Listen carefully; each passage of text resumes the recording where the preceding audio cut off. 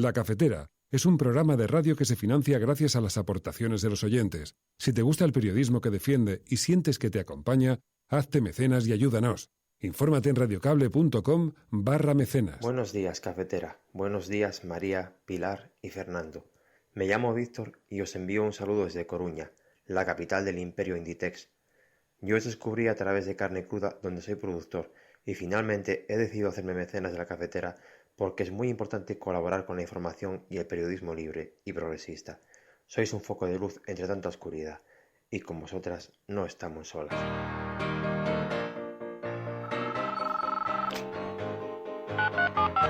Son las 8:30 de la mañana. Las 7:30 en la Casa Museo de José Saramago, en Tías, Lanzarote.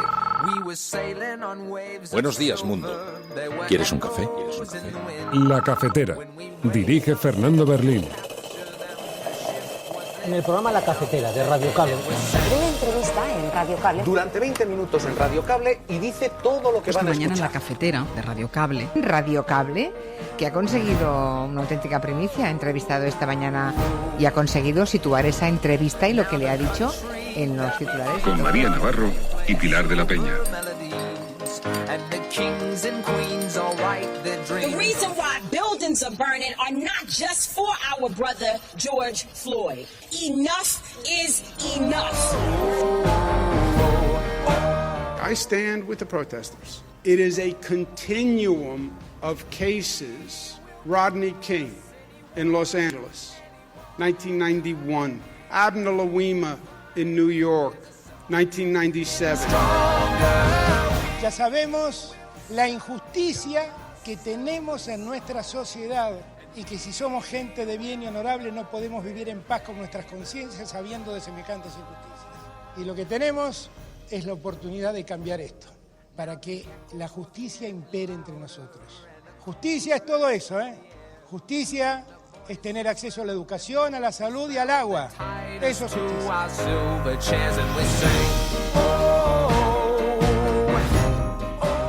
Inside the hands-off point, the CHOP, the crew hands-off point, 1 meter to go. We have Bob Behnken from SpaceX Demo 2 mission entering the International Space Station. Through the shadows, we were carried through the night when the sun appeared. Hoy es un día histórico para nuestra democracia y para mí es un honor, como vicepresidente de Derechos Sociales de este gobierno, anunciar que hoy nace un nuevo derecho social en España.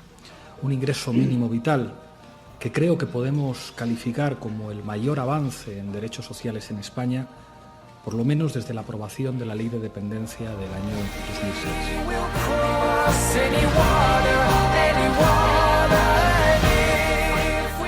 Si ustedes quieren seguir por ahí politizándolo todo, allá ustedes. Si ustedes quieren usar también su fuerza parlamentaria para imponernos aquí algún tipo de comisión, hágalo ustedes, politícenlo ustedes, pero estarán faltando también a la verdad y al respeto a todas las personas que han estado trabajando en este mando único.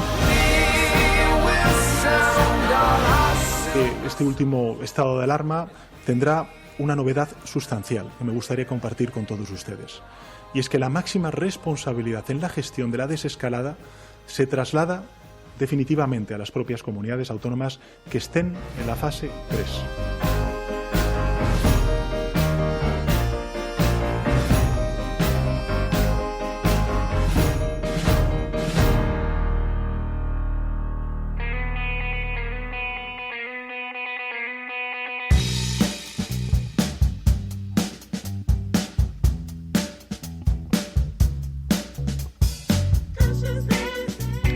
Muy buenos días, Cafetera, bienvenidos un día más a este programa en este mundo tan agitado, tan convulso, en el que, bueno, cada día nos despertamos con alguna sorpresa. Vamos a comentar la actualidad aquí en el programa, pero en primer lugar, hoy el programa se lo dedica Brais Fortes a su padre, Jesús Fortes Gómez. Un abrazo muy fuerte para ambos.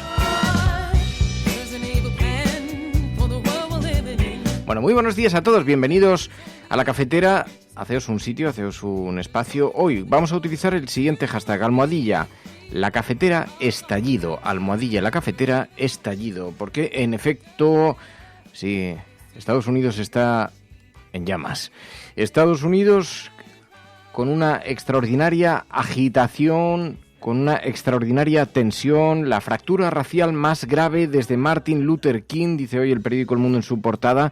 Las ciudades de Estados Unidos sufrieron una noche más violencia, protestas por las calles tras la muerte de un afroamericano a manos de un agente blanco. Disturbios raciales se han producido muy graves. Prácticamente se ha corrido la mecha por todo el país y dicen que son los más graves desde la época de Martin Luther King. Lo hemos visto en casi todas las grandes ciudades, choques con la policía, incluso disturbios, rotura de cristales, asalto de establecimientos, incendios. Ha llegado incluso a rodear la Casa Blanca, donde en las informaciones que circulan a esta hora dicen que Donald Trump tuvo que ser conducido incluso al búnker de la Casa Blanca.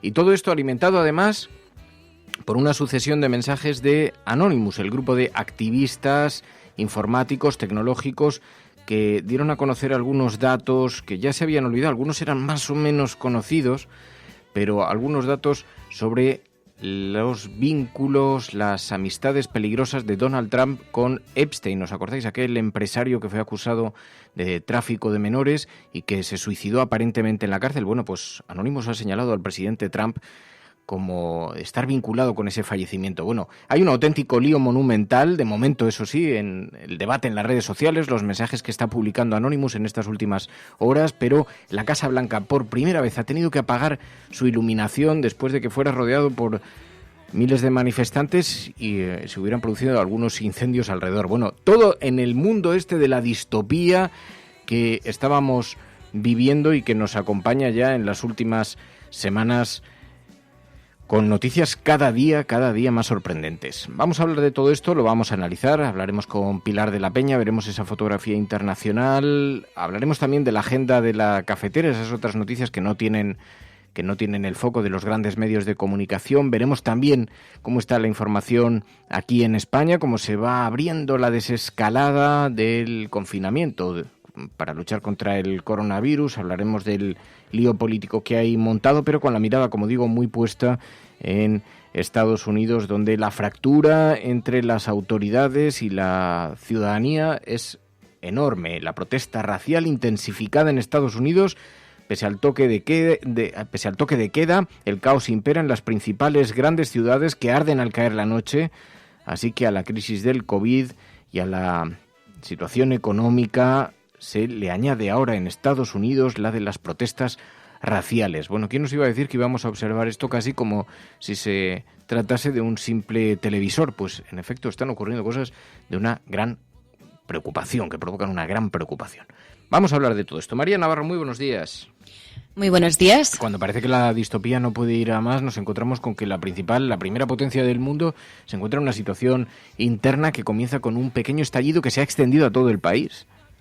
Sí, además yo creo que el efecto lo que hace es que ha destapado una injusticia que estaba ahí, ¿no? En eso han insistido además, bueno, el gobernador de Nueva York, también el alcalde, varios alcaldes, y han insistido precisamente en eso, ¿no? En que esto ya existía. Lo que pasa que ha habido una mecha, ha habido un estallido que lo que ha hecho es, pues, destapar todo esto y lo vemos, ¿no? En toda la gente que ha salido a la calle.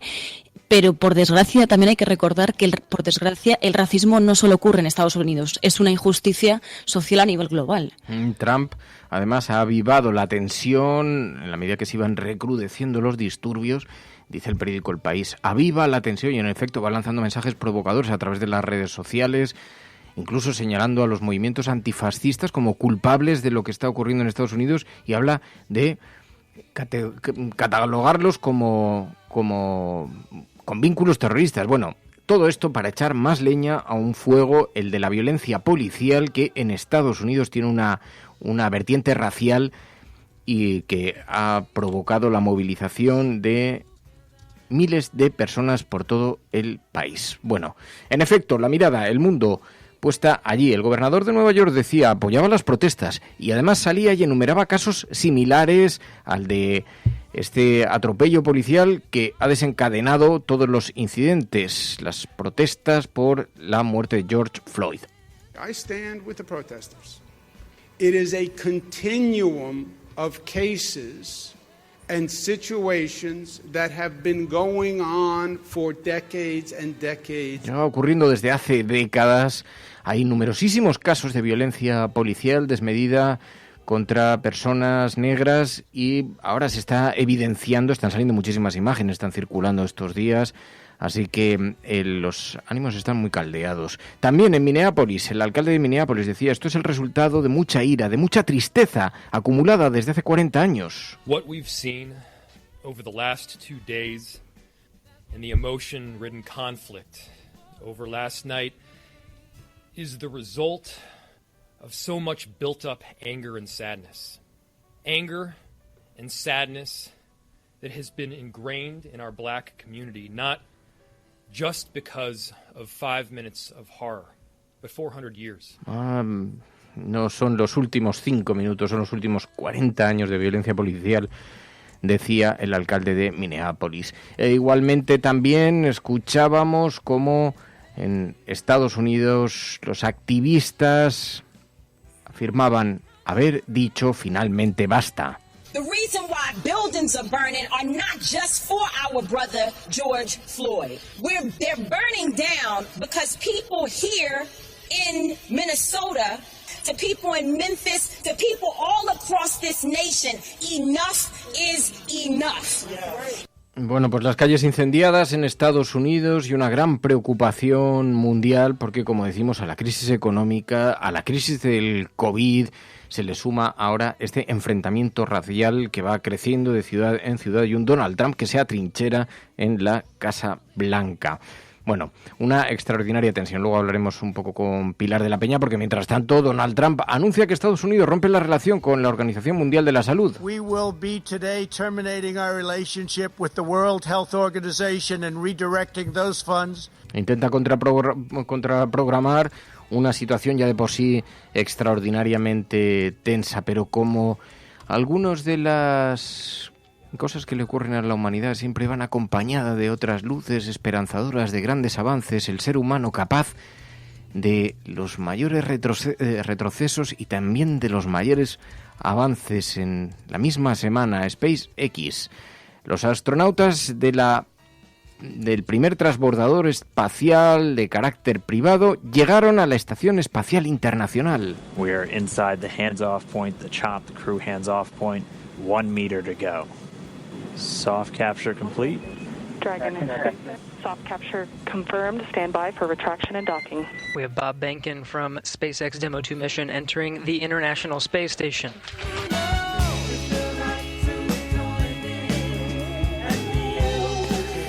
Así que en la fotografía, el mundo con las retinas, la carrera espacial también siempre dotando de esperanza sobre los límites, las barreras que son capaces de alcanzar los seres humanos cuando se lo proponen.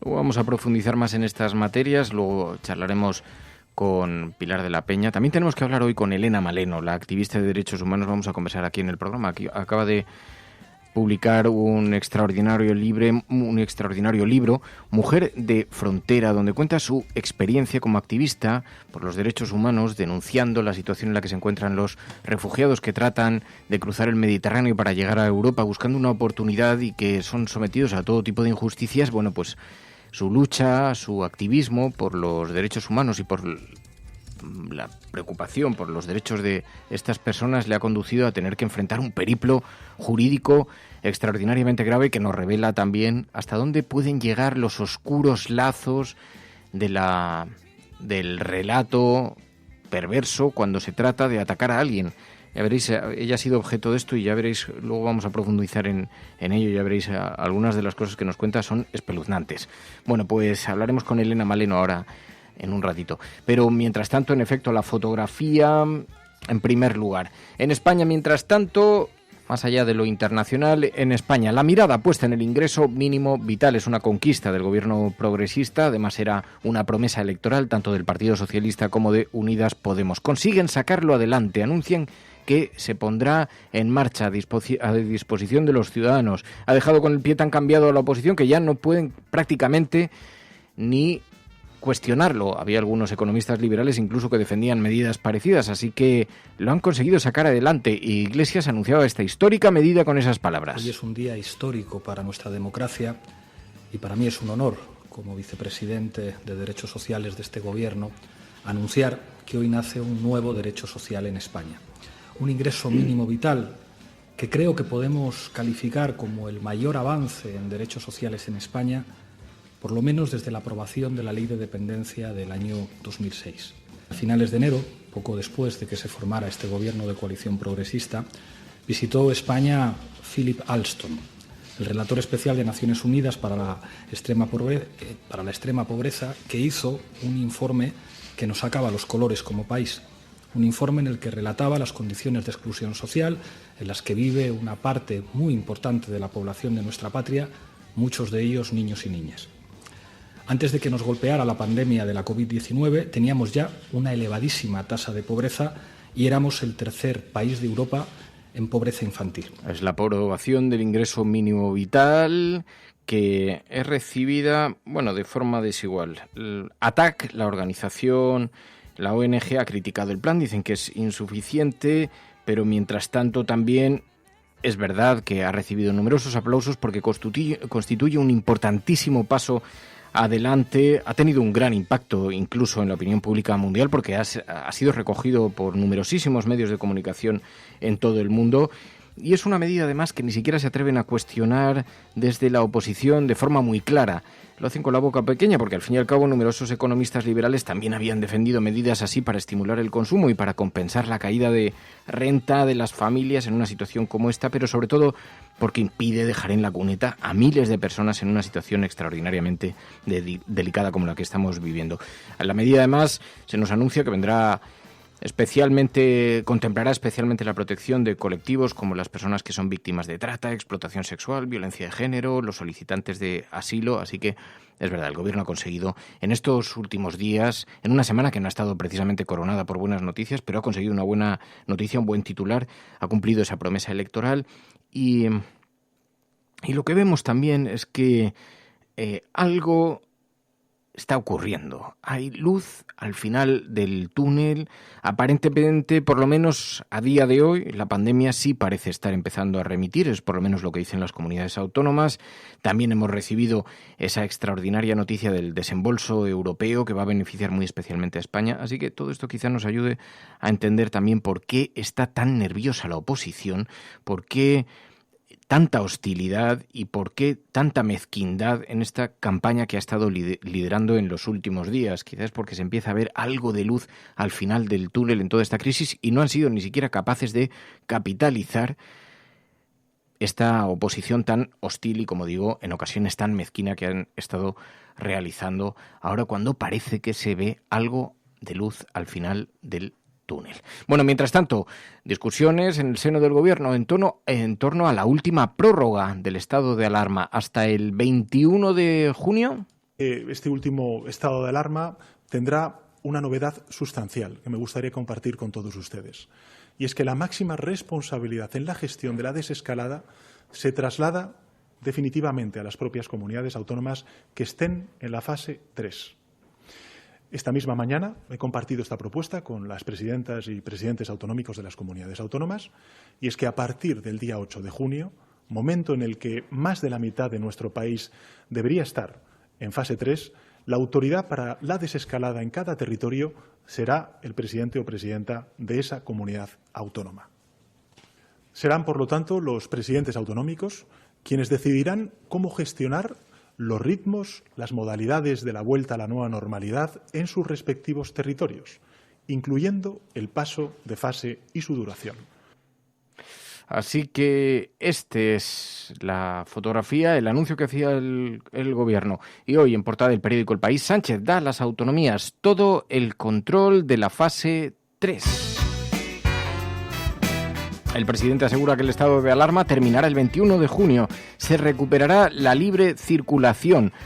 Dijo Pedro Sánchez, lanzó mensajes claros de que lo peor de la pandemia ha pasado y España entra en una nueva etapa tanto en su situación sanitaria como en su situación política. En el primer caso, Sánchez avanzó que tras la última prórroga del estado de alarma, que se vota este miércoles y terminaría el 21 de junio, los españoles recuperarán la libertad de movimientos, salvo imprevistos. Y en la esfera política, Sánchez tomó una decisión clave: dar a las autonomías el control de la desescalada a partir de la fase 3, en la que la mitad del país debe entrar a partir del 8 de junio de la semana que viene. Eso dice el periódico El País hoy en la portada. Vamos a necesitar una última prórroga de 15 días, pero será muy distinta, mucho más liviana, dijo Sánchez tras una videoconferencia con los presidentes autonómicos. Así pretende garantizarse el apoyo de algunos de estos presidentes autonómicos. Así que, bueno, buenas noticias en un país que va viendo cómo se va observando esta desescalada, con algunos pequeños conatos de contagio en algunos lugares, en ocasiones tras reuniones y fiestas de cumpleaños, por lo que las autoridades siguen pidiendo que se extremen las cautelas en lo posible, que se va desescalando, pero que el riesgo no ha pasado, no ha terminado. Y mientras tanto, las consecuencias que esto ha tenido para la economía.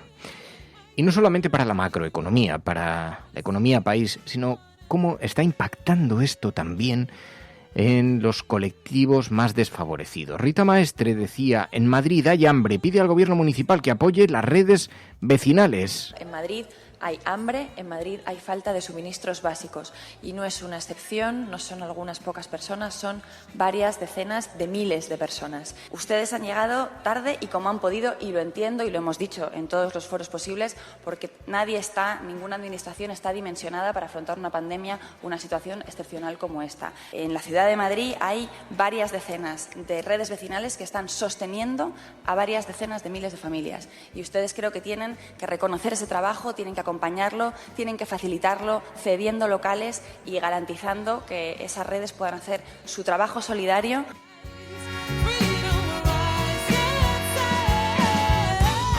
Y mientras tanto también hemos recogido un momento que pasará a formar parte del archivo de la hemeroteca de Isabel Díaz Ayuso, presidenta de la Comunidad de Madrid.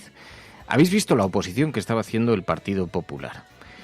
Bueno, pues cuando la oposición en la Comunidad de Madrid, ya sabéis que el gobierno de la Comunidad de Madrid es del Partido Popular, y habéis visto la oposición nacional que están haciendo de una extraordinaria dureza contra el gobierno, hasta el punto de que han conseguido lo que quería el gobierno, montar aquellos pactos de la Moncloa, que se hagan en forma de comisión parlamentaria. Bueno, pues bien, en Madrid la oposición ha intentado una jugada parecida y entonces estaban pensando abrir una comisión sobre lo que ha ocurrido en las residencias de ancianos, en las residencias de mayores. Claro, sabéis que están gestionadas por las comunidades autónomas y en Madrid están gestionadas por la Comunidad Autónoma de Madrid, que preside Isabel Díaz Ayuso. Sabéis que ha impactado el coronavirus especialmente en estos lugares y que además lo que ha revelado es la malísima atención que recibían, la forma tan descontrolada en la que estaban sometidos, por ejemplo, a vigilancia sanitaria. Pues bien, la oposición quiere montar una comisión de investigación sobre las residencias. Y fijaos el argumento de Isabel Díaz Ayuso para negarse. Y además, sinceramente le digo que las familias no pueden estar recibiendo este espectáculo bochornoso de intentar politizar una y otra vez un drama como el que ha sucedido en las residencias, no solo en Madrid, sino en España, en toda Europa y por todo el mundo, porque es un virus que se ceba especialmente con los mayores. El 61% de los fallecidos eran personas de más de 80 años. Si ustedes quieren seguir por ahí politizándolo todo, allá ustedes. Si ustedes quieren usar también su fuerza parlamentaria para imponernos aquí algún tipo de comisión, hágalo ustedes, politícenlo ustedes, pero estarán faltando también a la verdad y al respeto a todas las personas que han estado trabajando en este mando único, todas aquellas personas que han estado trabajando en este mando único gracias al criterio que ha puesto este gobierno en marcha y que también ha salvado muchas vidas, algo que seguramente no querrán escuchar en esa comisión, donde ya le digo que están escritas las conclusiones, como todas las comisiones de supuesta investigación que ustedes imponen aquí. Así que el Partido Popular acusa a la oposición de estar politizando lo ocurrido.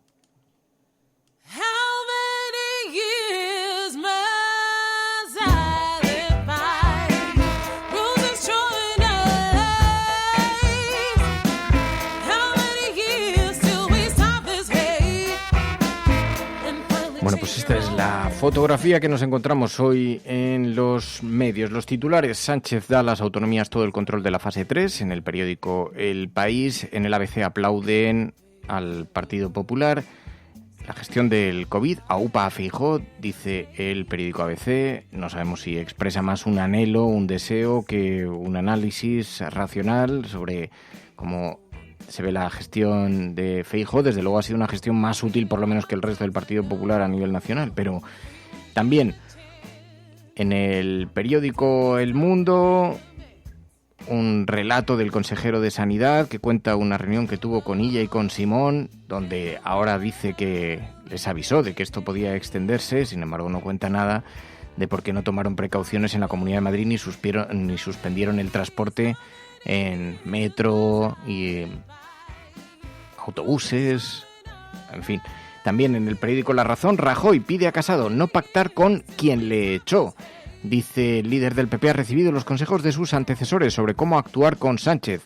En Génova influye más Aznar, que apuesta por un inviable gobierno de concentración, dice el periódico La Razón. Así que, según La Razón, Aznar estaría maquinando para conseguir un gobierno de concentración en España, mientras que Mariano Rajoy estaría diciendo que lo mejor es postergar cualquier decisión, por lo menos hasta que empiece la temporada futbolística. Esto es ironía. La Vanguardia, el pacto de Esquerra Republicana con el PSOE agrava la fractura en el Govern, dice el periódico La Vanguardia. Torra, enojado, rechaza el respaldo republicano a la sexta prórroga del estado de alarma y Sánchez confirma la cesión del mando a las autonomías en la fase 3 y ultima la desescalada. Y también Nissan cifra en 1.450 millones el cierre de sus plantas en Barcelona. Con fotografía de portada en La Vanguardia, las fuerzas policiales conteniendo a los manifestantes ante la residencia presidencial de la Casa Blanca en la noche del sábado al domingo. Esta imagen de la protesta racial que se intensifica en Estados Unidos pese al toque de queda. El caos impera en las principales ciudades que arden al caer la noche. Imágenes no imaginadas en Estados Unidos en plena campaña de Donald Trump para la presidencia. Bueno, ahora le preguntaremos en un rato a Pilar de la Peña. Así que ya veis, la fotografía del globo no está precisamente muy optimista.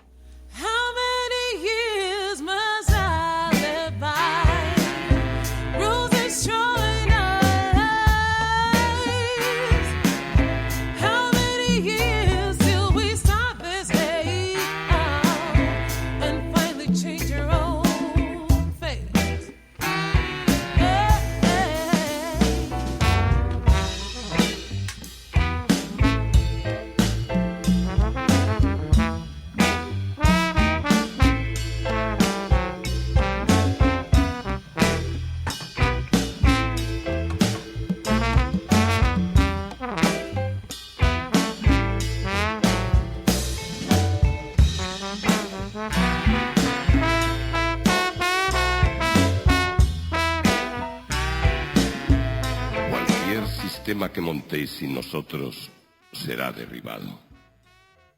Ya os avisamos antes, y nada de lo que construisteis ha perdurado. Oídlo mientras os inclináis sobre vuestros planos. Oídlo mientras os arremangáis. Oídlo una vez más. Cualquier sistema que montéis sin nosotros será derribado. Tenéis vuestras drogas, tenéis vuestras pirámides, vuestros pentágonos. Con toda vuestra hierba y vuestras balas ya no podéis cazarnos.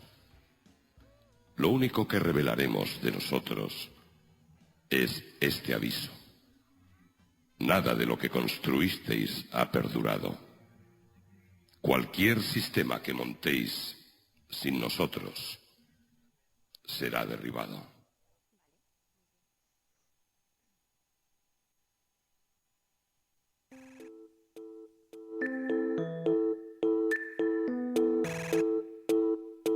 La Cafetera es un programa de radio que se financia gracias a las aportaciones de los oyentes. Si te gusta el periodismo que defiende y sientes que te acompaña, hazte mecenas y ayúdanos. Infórmate en radiocable.com/mecenas. Pues en efecto, si hay una activista que se ha ganado nuestro respeto, esa es Elena Maleno. Elena Maleno, muy buenos días. Hola, buenos días. Teníamos muchas ganas de volver a conversar contigo y ahora, aprovechando que has publicado este libro, Mujer de Frontera, es una muy buena oportunidad para hacerlo, donde te has embarcado a contar tu experiencia en estos años y el acoso judicial que has sufrido y que te ha permitido descubrir algunas de las partes más tenebrosas también de la investigación policial, porque te han colocado a ti con dossier que han estado circulando de país a país en una situación verdaderamente difícil. ¿Qué tal estás? ¿Qué tal te encuentras? Bueno, bien, bastante bien ahora y bueno, esperando a ver cómo se recibe el libro, porque por un lado me daba como mucho pudor, ¿no? Contarlo en primera persona, me parecía como muy difícil. Pero después entendí que era importante contarlo así, era importante que la gente supiera que la frontera atraviesa la vida de las personas, que eso que llamamos políticas, que cuando alguien muere hay un responsable, ¿no? Entonces, contarlo en primera persona me permitía contar historias de compañeros y compañeras que también han sido atravesados por esa frontera. Y por lo tanto, bueno, pues bien, un poco abrumada, ¿no? Está teniendo una aceptación muy, muy importante, muchísima gente lo está leyendo y le está gustando, pero le está gustando porque le está despertando. Como tú decías, se cuentan muchas cosas de cómo operan los cuerpos policiales en el sistema de fronteras.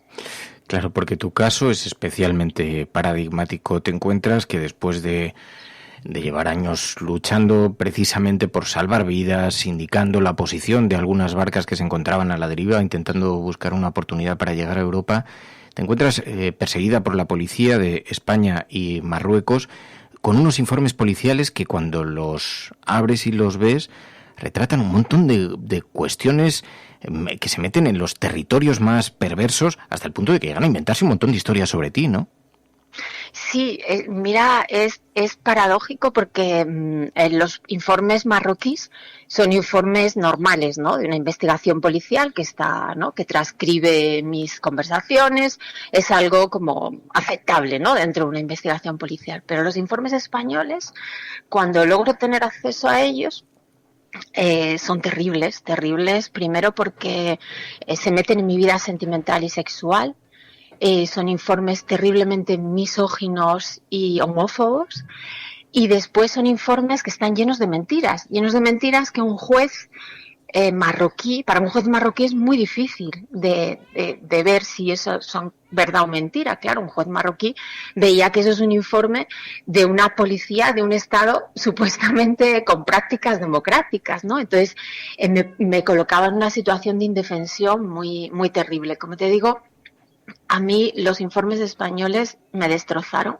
También por eso me animé a contarlo en el libro, porque en aquel momento no podía contarlo, estaba bajo secreto de sumario, pero yo tenía ganas de gritar a los cuatro vientos a qué se dedicaban ciertos policías del Estado español. Los mismos policías que siguen en sus puestos de trabajo, ¿sabes? Y pedirle a los gobiernos que investigaran, porque no sé si era solamente mi dossier o hay más dossier como este, y la policía del Estado español se dedica a investigar a personas que defienden derechos, que eso es terrible. Dices, llegaban a focalizar tu vida privada, pero ¿qué tenía que ver eso con la investigación? Porque realmente lo describes en el libro, me parece de una brutalidad salvaje. Pues mira, yo creo que tenemos esa, más bien parecían dosieres, yo qué sé, de los años 40 o 50, ¿no? Donde la vida de una mujer, si presentamos a una mujer como, perdona la expresión, como una puta, como una lesbiana, como tal, pues da como parecía como más traficante, ¿no? En el dossier lo primero que se hace es hacer un dibujo moral sobre mí, para después irnos al tema del delito, que además no hay delito, porque hablan de muchas redes que operan y tal, pero ninguna tiene relación conmigo, no hay nada que pruebe ese tipo de cosas, ¿no? Entonces, yo creo que también sigue habiendo esta moral, porque esos informes primero fueron a la Audiencia Nacional, no lo olvidemos, sigue habiendo ese pensamiento de que si una mala mujer, entre comillas, es peor, ¿no? O sea, es más susceptible de cometer un delito, ¿no? Entonces yo creo que en Marruecos ellos esperaban que el juez, cuando abre esa página y se encuentra esto en un país donde la prostitución y la homosexualidad aún siguen siendo delito, pues pensarían que esto iba a dar una imagen de mí. No lo sé, porque ya te digo que esas páginas con datos de personas a las que yo quiero, me destrozaban, ¿no? Con referencias a que tenía, que mis hijos pues no son del mismo padre, cosas que eran como terribles, ¿no? Yo no entendía qué es lo que estaba pasando, referencias a que había tenido una relación con una mujer, y yo decía, pero ¿desde cuándo a la policía, a la UCRIF, a la Policía de Control de Fronteras le puede interesar mi vida sexual? Como te digo, eso no era un dossier policial. Mis abogadas han visto muchos dosieres policiales y me decían, esto no es un dossier policial, esto es otra cosa. Y efectivamente era basura, cloaca o no sé cómo llamarlo. Lo que revela es a lo que estaban dispuestos a llegar en esta estrategia de contención en las fronteras, ¿no? Claro, llega un momento en el que yo, reflexionando me di cuenta, claro, todas las muertes en las fronteras tienen una explicación, y la explicación es tapar ese negocio de control de fronteras que cada vez es mayor. Las operaciones de Frontex nos están costando millones y millones de euros. Por cierto, Frontex también hace dosieres sobre mí, participa en la investigación.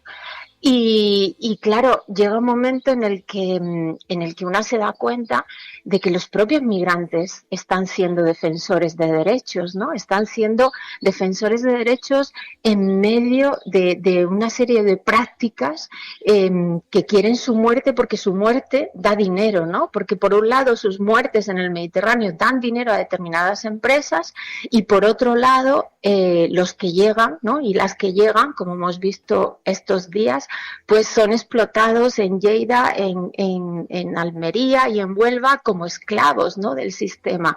Entonces, este sistema policial que hay en las fronteras lo que hace es tapar ese negocio, y llega un momento en el que, se ponen a perseguir también a otro tipo de perfiles, como puede ser el mío, ¿no?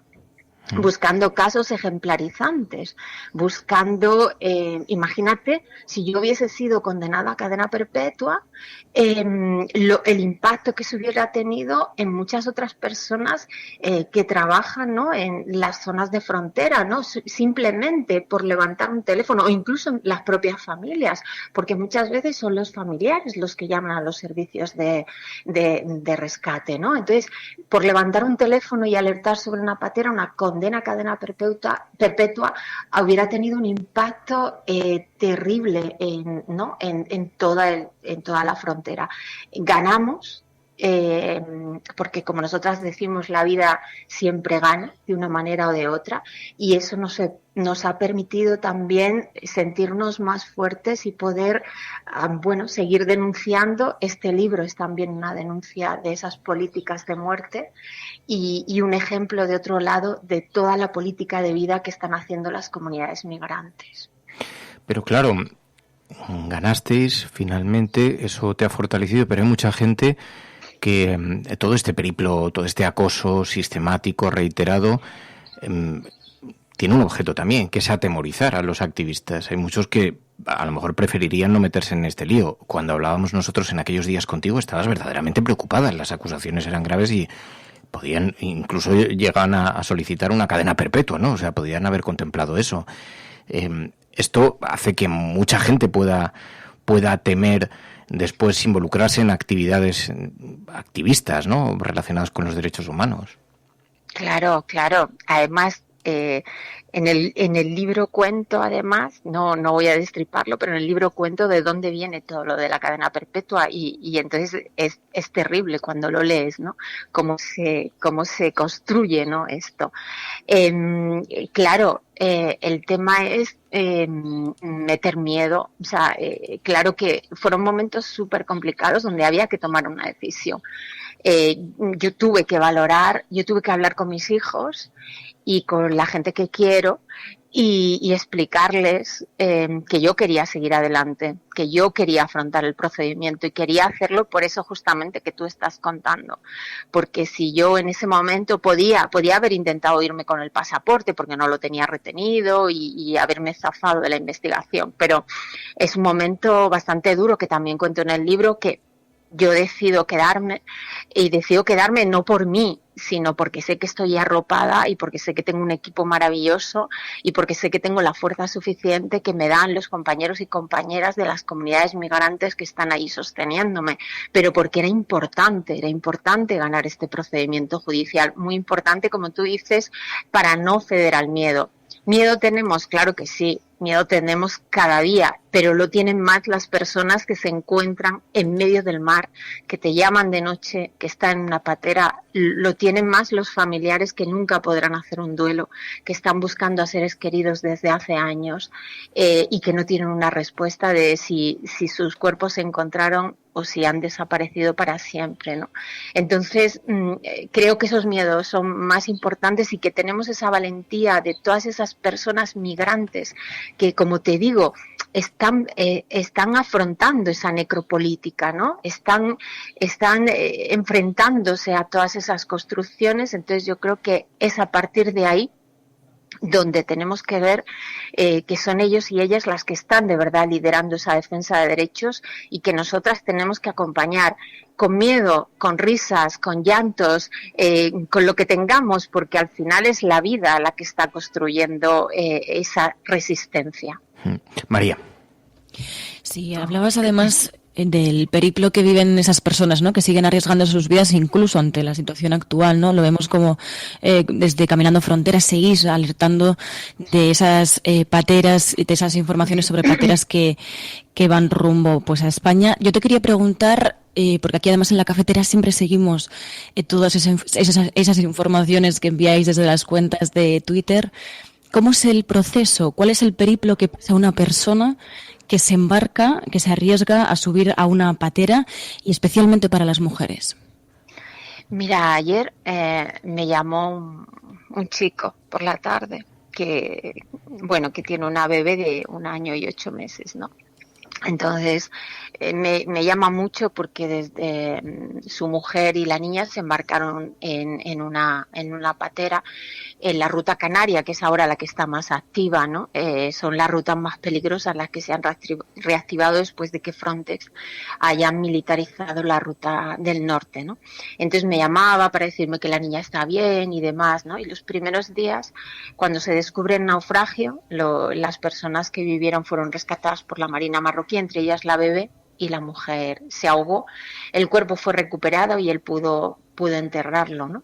Entonces, pues me llamaba y me contaba que estaba allí con la niña, que le era muy difícil porque, claro, de repente nunca había cuidado a la bebé y se encontraba con una bebé y no sabía muy bien a veces, y la niña le había enseñado a la niña a decir mamá y entonces me la puso al teléfono y demás, ¿no? Bueno, son periplos llenos de mucha violencia, como bien sabes, ¿no?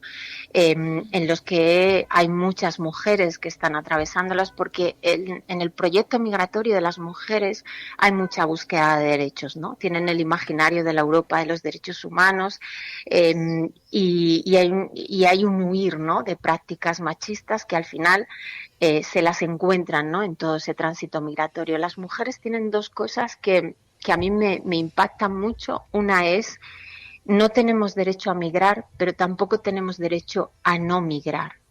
Nos expulsan de nuestros territorios y eso enlaza con el efecto llamada, que nos han engañado siempre, que no hay un efecto llamada, sino que hay un efecto salida, un efecto expulsión.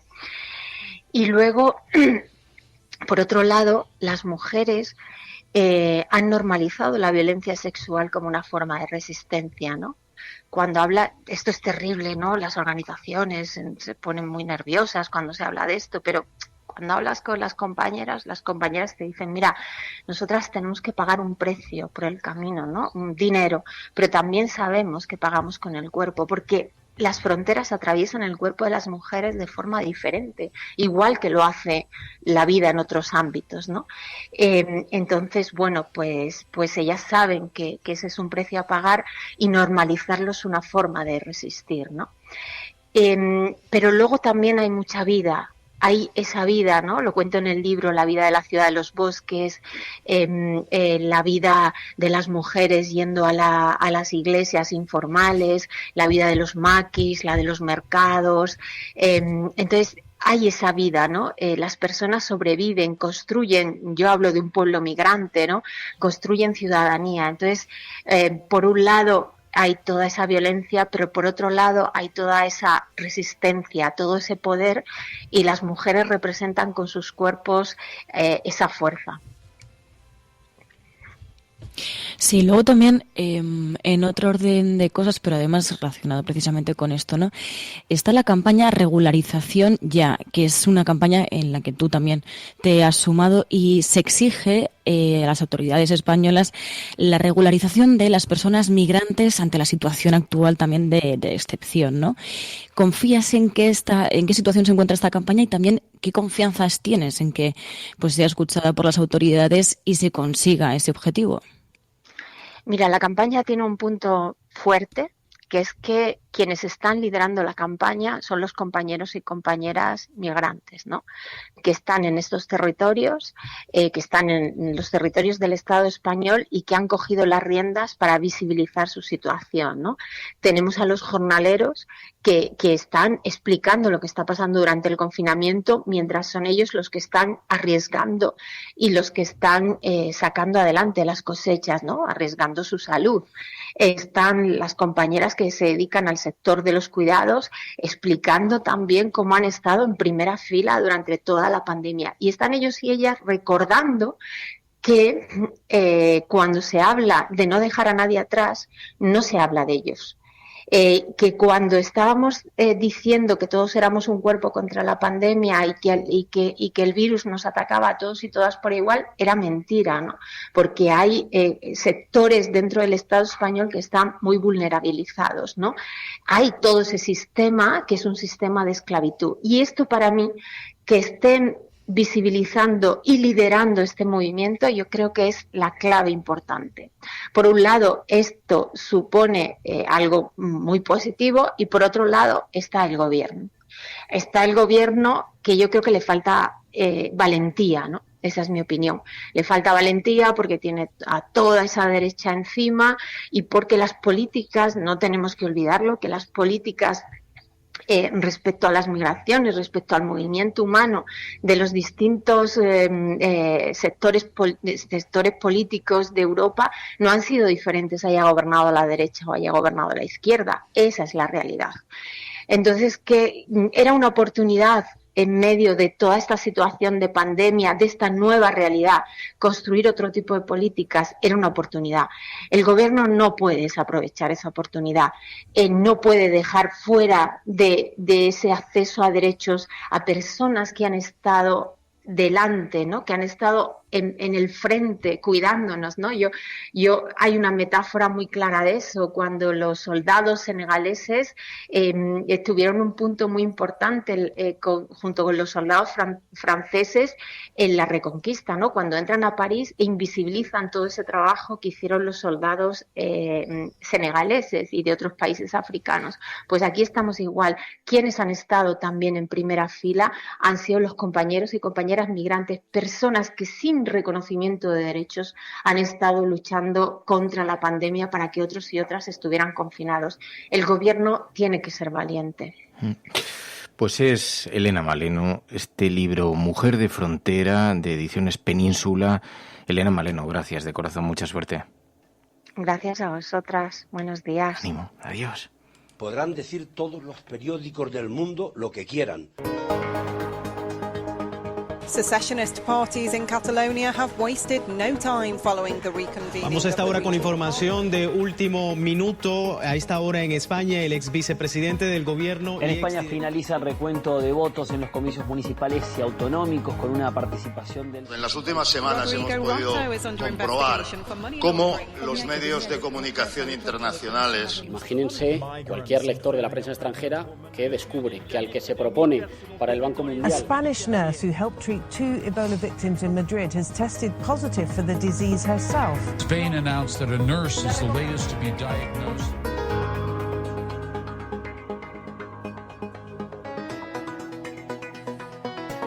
Bueno, pues ya sabéis que estamos dando cuenta de todos esos disturbios que se están produciendo en los últimos días en Estados Unidos. Llega ya a 75 ciudades, sobre los que Trump no deja de hacer declaraciones incendiarias, provocadoras. Pilar de la Peña, buenos días.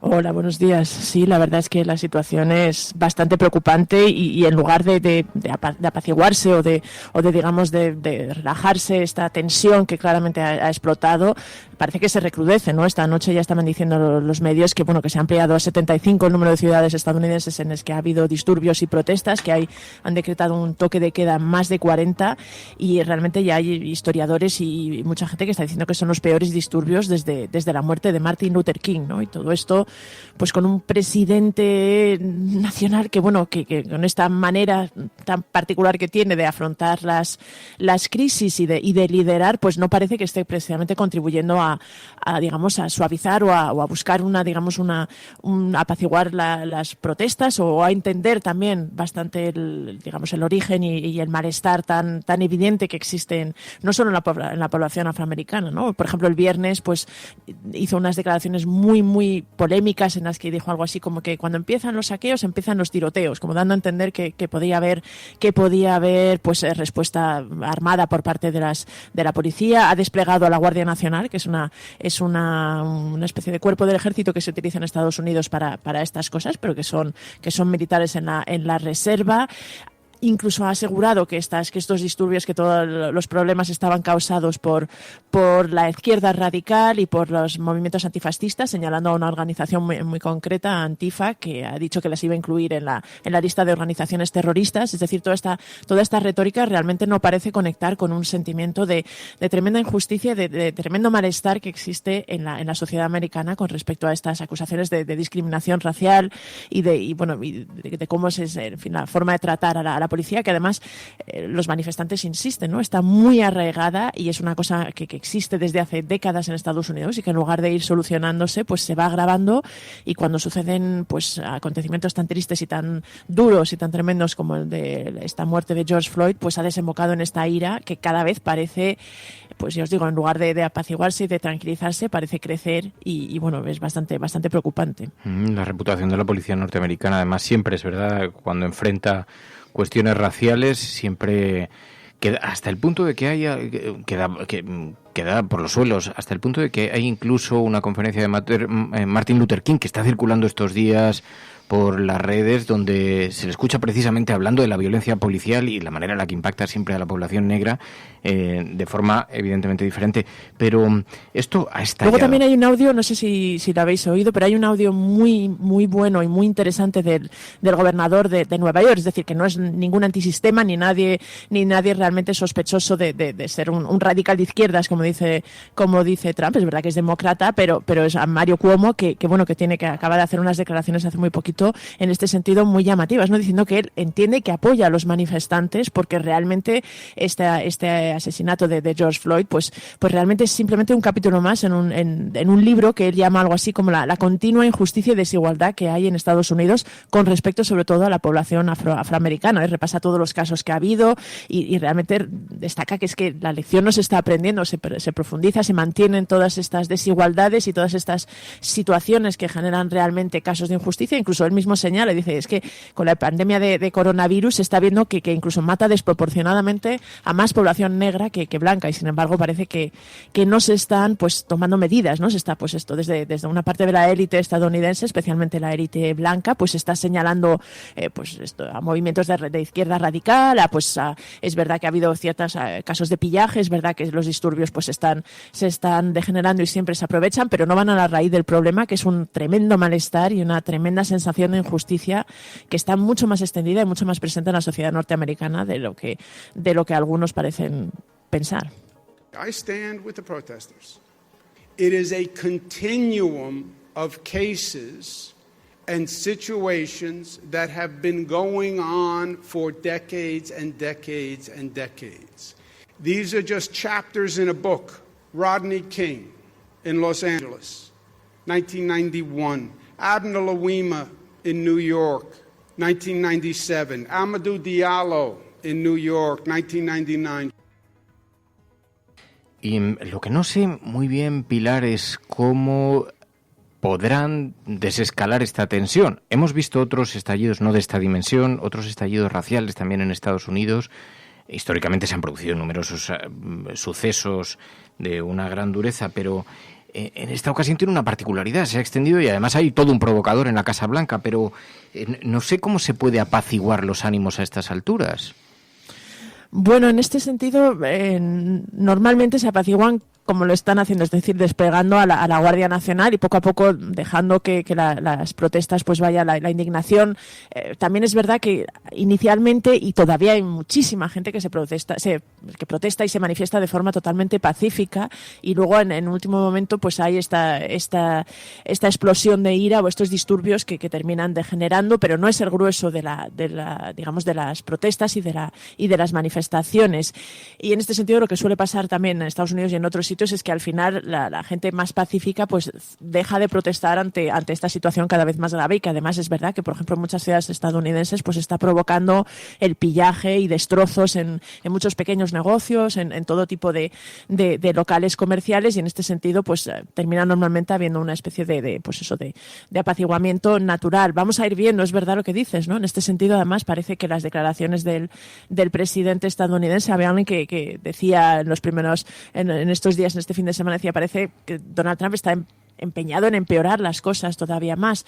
Vamos a ir viendo. Normalmente siempre se ha conseguido pues de una manera u otra, generalmente con el pues desplegando a militares o a fuerzas de policía, aunque algunos historiadores y algunos analistas también señalaban que en este caso concreto, como además la policía está especialmente en el blanco y es foco de las protestas, pues una respuesta muy agresiva también podría empeorar aún más las cosas. Entonces vamos a ir viendo, ¿no? Realmente, de momento ya llevan 6 noches seguidas de protestas y de momento no se está parando. Veremos a ver si la receta que ha funcionado o que ha ido poco a poco, digamos, aliviando o restando fuerza a estas protestas funciona, que es más o menos la que están aplicando, pero bueno, es verdad que lo que decíamos, ¿no? Parece que es un estallido de ira que además coincide con pues la incertidumbre y la situación tan difícil que está viviendo el mundo entero por la pandemia, y bueno, realmente es una situación imprevisible de por dónde puede ir. Bueno, pues están los ánimos muy caldeados en Estados Unidos a cuenta de este nuevo estallido racial. Casi todas las administraciones han tenido en algún momento esto. Incluso Obama también tuvo que enfrentar una gran tensión derivada también de una sentencia judicial por otra participación, otra intervención policial. Y la cuestión está en saber cómo van a conseguir las autoridades, además con un presidente provocador en la Casa Blanca.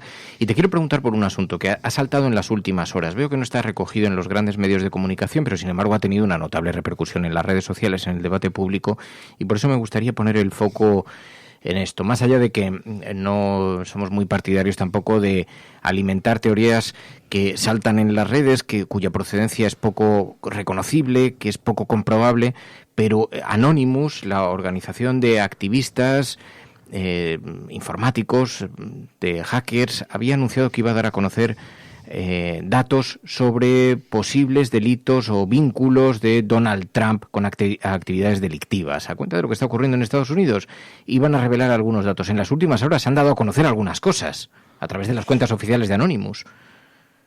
Sí, la verdad es que de hecho está ligado también a estos disturbios raciales, porque Anonymous, el grupo, llevaba bastante tiempo, casi varios años, bastante, digamos, en silencio, ¿no? Había tenido pocas intervenciones públicas y, sin embargo, este fin de semana han publicado un vídeo en sus redes que ha corrido como la pólvora, vinculando, primero pidiendo justicia para este asesinato, reclamándola, insistiendo en que las autoridades no iban a proceder. Pedían pues eso, que se procesara al policía, digamos, al responsable directo, Derek Chauvin, que es el que realmente reduce a George Floyd y le aprisiona con la rodilla, y le tienen estas imágenes tan tremendas que todos hemos visto.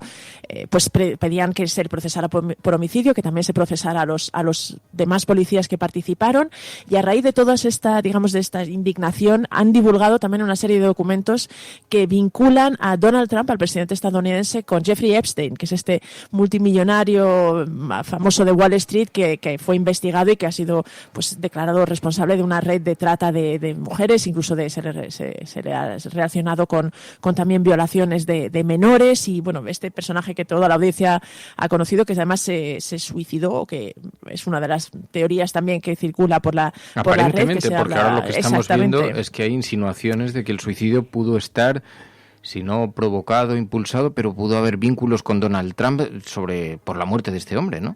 Esto es lo que dice Anonymous. Es verdad que sobre esto no proporcionan ningún tipo de prueba, pero acusan al presidente estadounidense de haber, digamos, usado o intentado pues provocar la muerte de Epstein para que no le relacionara a él con su red, ¿no? Y en este sentido, lo que sí parece que han divulgado, está por ver. De momento, algunos medios, ni siquiera los estadounidenses, le han pues dado demasiada credibilidad ni lo han publicado, porque bueno, estos documentos hay que analizarlos, pero sí publican una supuesta denuncia por violación contra Donald Trump y Jeffrey Epstein por parte de una menor de 13 años que les habría acusado de violación. Creo que era en 1984, 94, no estoy muy segura de la fecha, pero ya os digo, fue hace bastante, que supuestamente se habría ocultado y que no habría salido a la luz, y esto demostraría, entre otras cosas, la relación íntima de Donald Trump con Jeffrey Epstein, que es algo que el presidente estadounidense siempre ha reconocido que le conocía, pero siempre ha dicho que no tenía una relación tan cercana. Anonymous también ha revelado algunos de los nombres en la lista negra, esta que supuestamente ellos lo llaman The Blacklist, aunque es la lista que tenía de contactos que tenía Jeffrey Epstein, en el cual también salen otros nombres y celebridades muy, muy conocidas. Esta lista no es nueva, pero bueno, han insistido y han incidido en ellas. También aparecen pues desde Michael Bloomberg, Tony Blair, Naomi Campbell, Will Smith, es decir, muchísimas celebridades, aunque simplemente aparece su nombre en la lista, ¿no? En este sentido no han publicado de momento ninguna evidencia más que les relacionaría con la red, aunque Anonymous insiste en que sí que están involucrados o que sí habrían participado de alguna manera. Pero con respecto a Donald Trump, sí que publican este documento, que bueno, iremos viendo el recorrido que tiene y si se puede demostrar que es auténtico. En este caso sí podría ser un bagaje o un arma importante contra Donald Trump, y sí podría ponerle en problemas. Y ya os digo que también le acusan, aunque en este sentido no hay ninguna evidencia documental, pero sí le acusan de haber estado involucrado en buscar la muerte de Jeffrey Epstein, pues para evitar que él mismo que pudiera delatarle y relacionarle con esta red de pedófilos y de trata de mujeres. Así que si alguien pensaba que esto todavía no podía alcanzar un nuevo capítulo más de surrealismo, nos estamos encontrando con esta irrupción de este grupo de activistas tecnológicos en los que están lanzando estas amenazas a Estados Unidos, al presidente de Estados Unidos, y manifestando estas dudas que hay sobre su actuación. Y bueno, pues como veis, la fotografía global es bastante intensa, pero decíamos esta mañana también, que claro, el ser humano es capaz de una cosa y de la contraria. Mientras vemos a personajes como Donald Trump, nos encontramos con gran preocupación sobre la deriva de los acontecimientos, pero es verdad, las personas son capaces de una cosa y de la contraria, capaces de dar gigantescos pasos atrás y paralelamente gigantescos pasos hacia adelante. Hemos visto este fin de semana cómo los astronautas llegaban a la Estación Espacial Internacional, astronautas llevados en lo que se ha denominado un taxi aeroespacial, un transbordador construido por una compañía privada que pretende comercializar los trayectos. We are inside the hands-off point, the chop, the crew hands-off point, 1 meter to go. Soft capture complete. Dragon soft capture confirmed. Stand by for retraction and docking. We have Bob Behnken from SpaceX Demo 2 mission entering the International Space Station.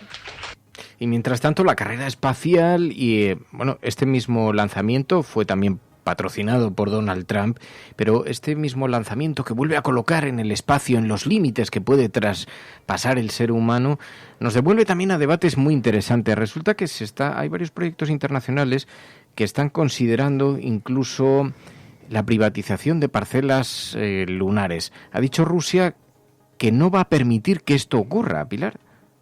Sí, la verdad es que es una noticia que se conoció la semana pasada y que realmente es bastante interesante, que de hecho los altos funcionarios rusos que lo han comentado y dicen que no quieren abrir una nueva carrera con los estadounidenses por este asunto, pero sí son totalmente contrarios a esta especie de intención que se dio a entrever con un decreto que aprobó Donald Trump para intentar evitar que la Luna pudiera tener un estatus parecido al que tiene la Antártida, ¿no? Que es una especie de patrimonio público de la humanidad, con lo cual no se puede, pues digamos, ni privatizar ni tener intereses particulares y que no estén de acuerdo todos los países del mundo en la Luna, ¿no? Donald Trump, sobre todo el decreto, instaba a la administración estadounidense a resistir cualquier intento internacional desde la ONU, desde cualquier organismo supranacional para limitar esa posibilidad de hacer negocio en la Luna, ¿no? En este sentido había algunos proyectos de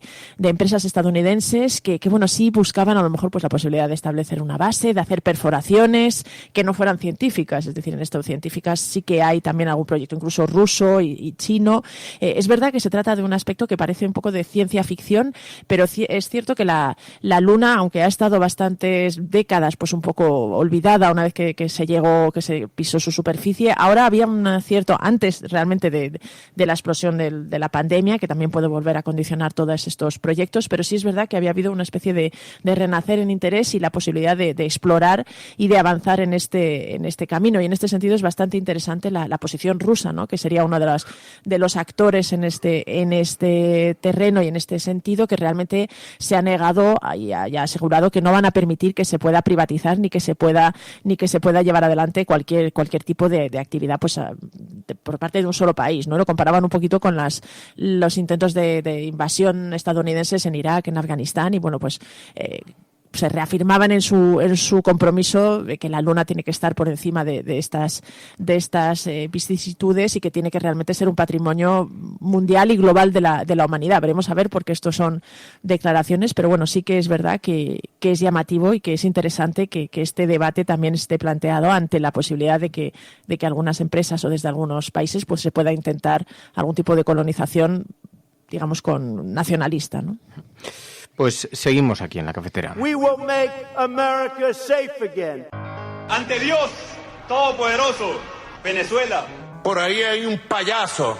Lo primero que tiene que hacer o tenía que hacer es convocar a elecciones. Esas caritas del domingo. Lo que vamos a disfrutar el domingo con los progres. Le taché a Podemos de populista. Ahí me equivoqué. Pero el Partido Popular sí que tiene que tener credibilidad para hablar de corrupción, porque es nuestra seña de identidad. Y aprovecho la ocasión para invitarte a que acudas al acto de presentación de Vox en Barcelona. Pues este jueves, no sé si estaré yo, pero alguien de Ciudadanos seguro que acude, porque la cordialidad, de verdad, o sea, no es porque estemos, la gente que nos conoce fuera del plató sabe que esto ha sido siempre así. El cielo no se toma por consenso, el cielo se toma por asalto. Yes, we can. Yes, we did. Vamos a proceder a la exhumación de los restos del dictador Franco del Valle de los Caídos. El enemigo es Daesh, el terrorismo yihadista. Más allá de la agenda setting está la agenda de los oyentes de la cafetera. Buenos días, cafeteros. Buenos días, cafetera. Buenos días, mundo. Creo que la revolución dicen que será feminista o no será, y yo apunto, además, que será ecologista o no será. Hagamos que se nos oiga. Hagamos que se nos conozca. Buenos días, Resistencia. Buenos días, cafetera. Buenos días, Resistencia. Os hablo desde Atenas, donde vivo y trabajo desde hace más de 3 años, cuando empezó la mal llamada crisis de los refugiados. Buenos días, cafetera. Buenos días, cafeteros. Muy buenos días, Resistencia. Os saludo desde Miami. Tu colaboración es importante. Ayúdanos retuiteando la dirección de este programa. radiocable.com.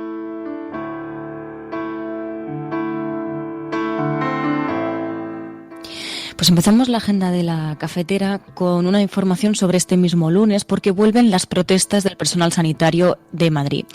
Este lunes, la plataforma Sanitarios Necesarios vuelve a convocar a los profesionales de la sanidad, como hizo ya en el anterior lunes, a las 8:30 ante las puertas de los centros sanitarios. Va a ser, como decían y como insistían ya el lunes pasado, en defensa de una sanidad pública robusta que cuide a sus trabajadores y trabajadoras para que puedan cuidar de la población. Esta vez, además, harán especial hincapié en el manifiesto sobre el estado de los mayores en las residencias. Piden proteger a los mayores y asegurar las condiciones de las propias residencias y de los trabajadores.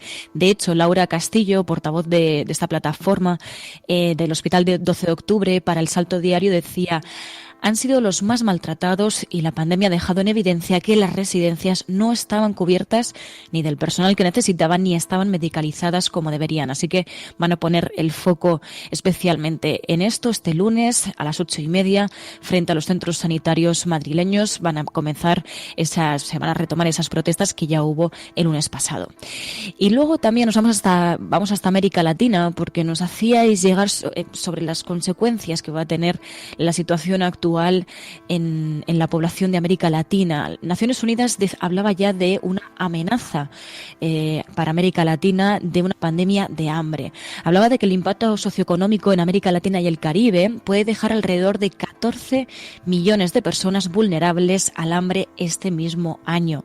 Estiman que 10 millones de personas más podrían ser empujadas a la pobreza y el hambre en 11 países de la región, incluidos, decían, los pequeños estados insulares en desarrollo en el Caribe. Por ejemplo, hablaban de Haití, hablaban de que en Haití el número de personas con inseguridad alimentaria severa podría aumentar de 700.000 a 1,6 millones.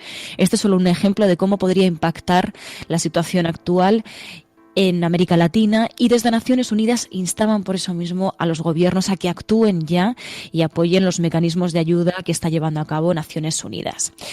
En otro orden de cosas, también sobre el impacto que va a tener sobre la población y que está ya teniendo, la Organización Internacional del Trabajo hablaba de que más del 16% de los jóvenes sin trabajo están sin trabajo a causa de la pandemia. Más de 1 de cada 6 jóvenes ha dejado de trabajar desde el comienzo de la pandemia, y decían que quienes siguen trabajando, los jóvenes que siguen trabajando, han visto reducir sus horas de trabajo en un 23%.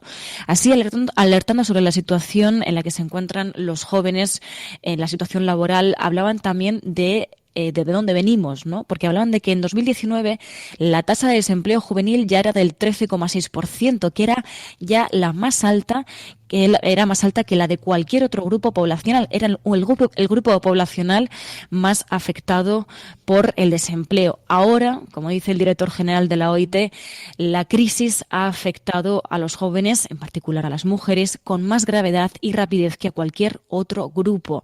Desde esta organización piden respuestas políticas urgentes, concretas y a gran escala que se dirijan a apoyar a los jóvenes en este sentido, porque decían que la pandemia inflige un triple impacto sobre los jóvenes. No solamente destruye los empleos, sino que también les afecta en su educación y su formación. Por eso insistían en estimular la economía y el empleo, apoyar a las empresas, los empleos y los ingresos, proteger también a los trabajadores y trabajadoras en el lugar de trabajo y buscar soluciones con diálogo social.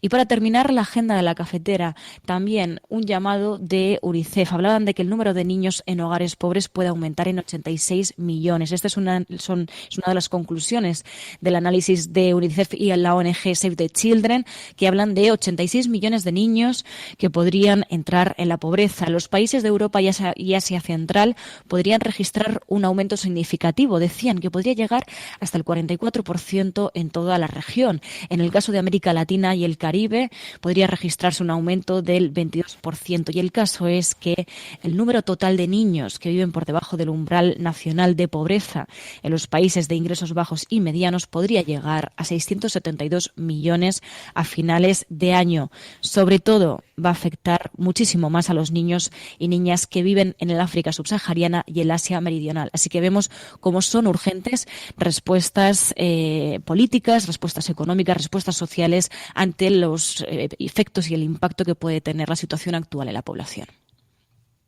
Before I drift away, speak to my heart, reminding me where I belong.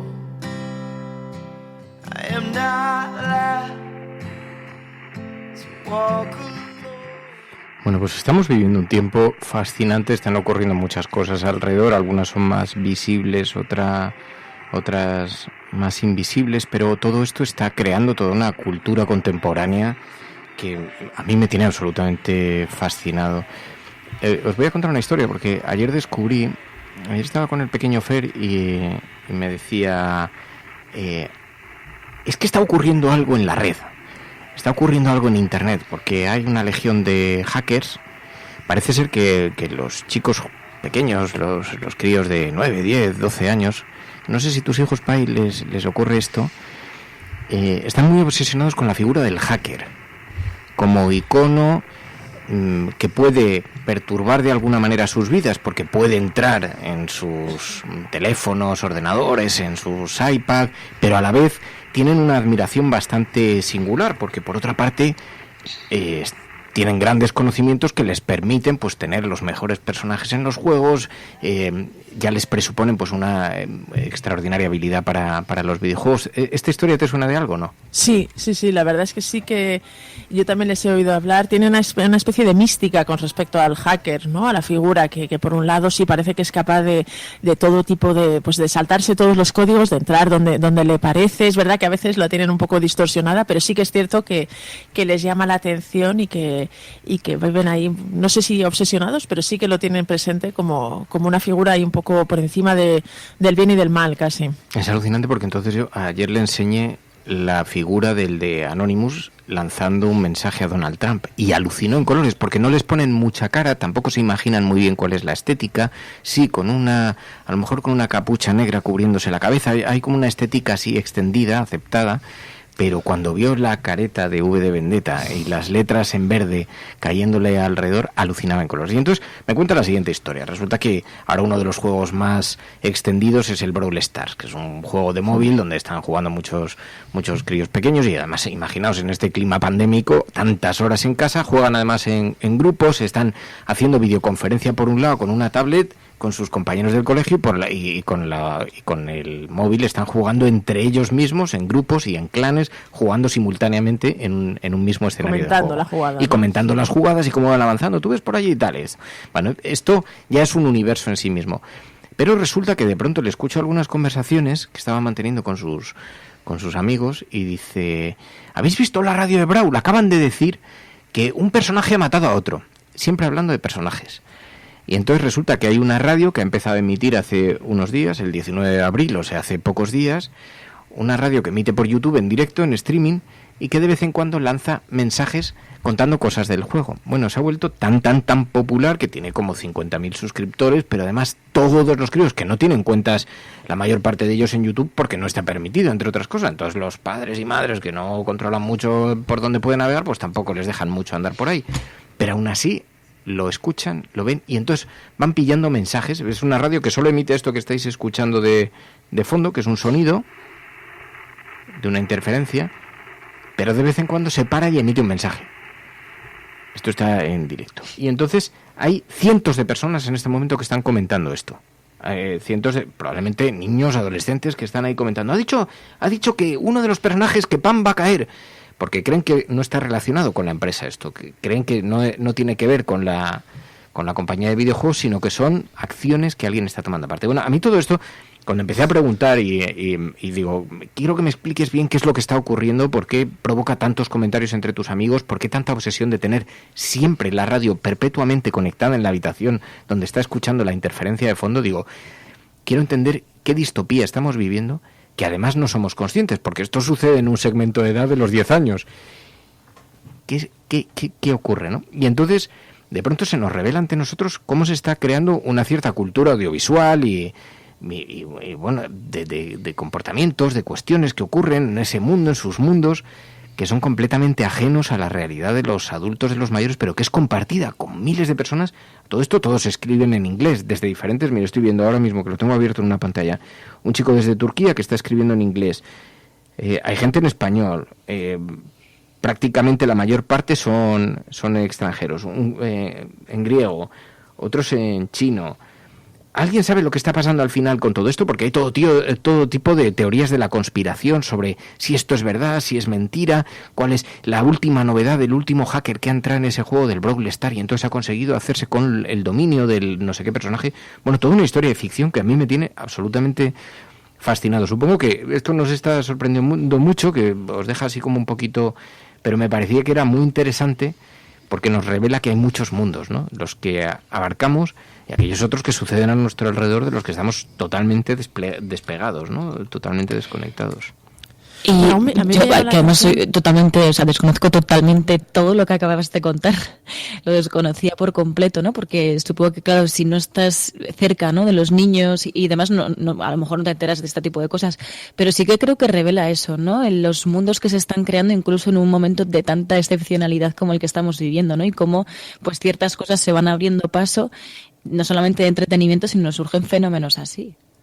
Pero yo además creo que se ha podido ver acrecentado por la pandemia, por el hecho de haber estado 2 meses metido en casa, pero no se debe a eso. El nacimiento y el germen es anterior y realmente es más profundo. No es una cosa que se deba solo a que los niños estén metidos en casa y no puedan salir, sino que realmente eso ejerce sobre ellos una fascinación que a veces como padres te cuesta, desde luego, te cuesta entenderlo y te cuesta saber cómo reaccionar, ¿no? Si intervenir, si permitir ciertas cosas, porque es verdad que empiezan a hablar en un lenguaje y empiezan a hablar de una serie de cosas y le dan una importancia a todo ese universo paralelo un poco que sucede, que realmente es difícil para otra generación a lo mejor entenderlo, pero sí me llama mucho la atención. Siempre ha habido en el ser humano un poco esa necesidad también de crear nuevos mundos en los que evadirse, hasta cierto punto el cine, el teatro, todo han sido en origen un poquito esto también, pero claro, ahora mismo, gracias a la tecnología, a las posibilidades incluso gráficas, ¿no?, que tienen los videojuegos, que casi cada vez parecen más reales,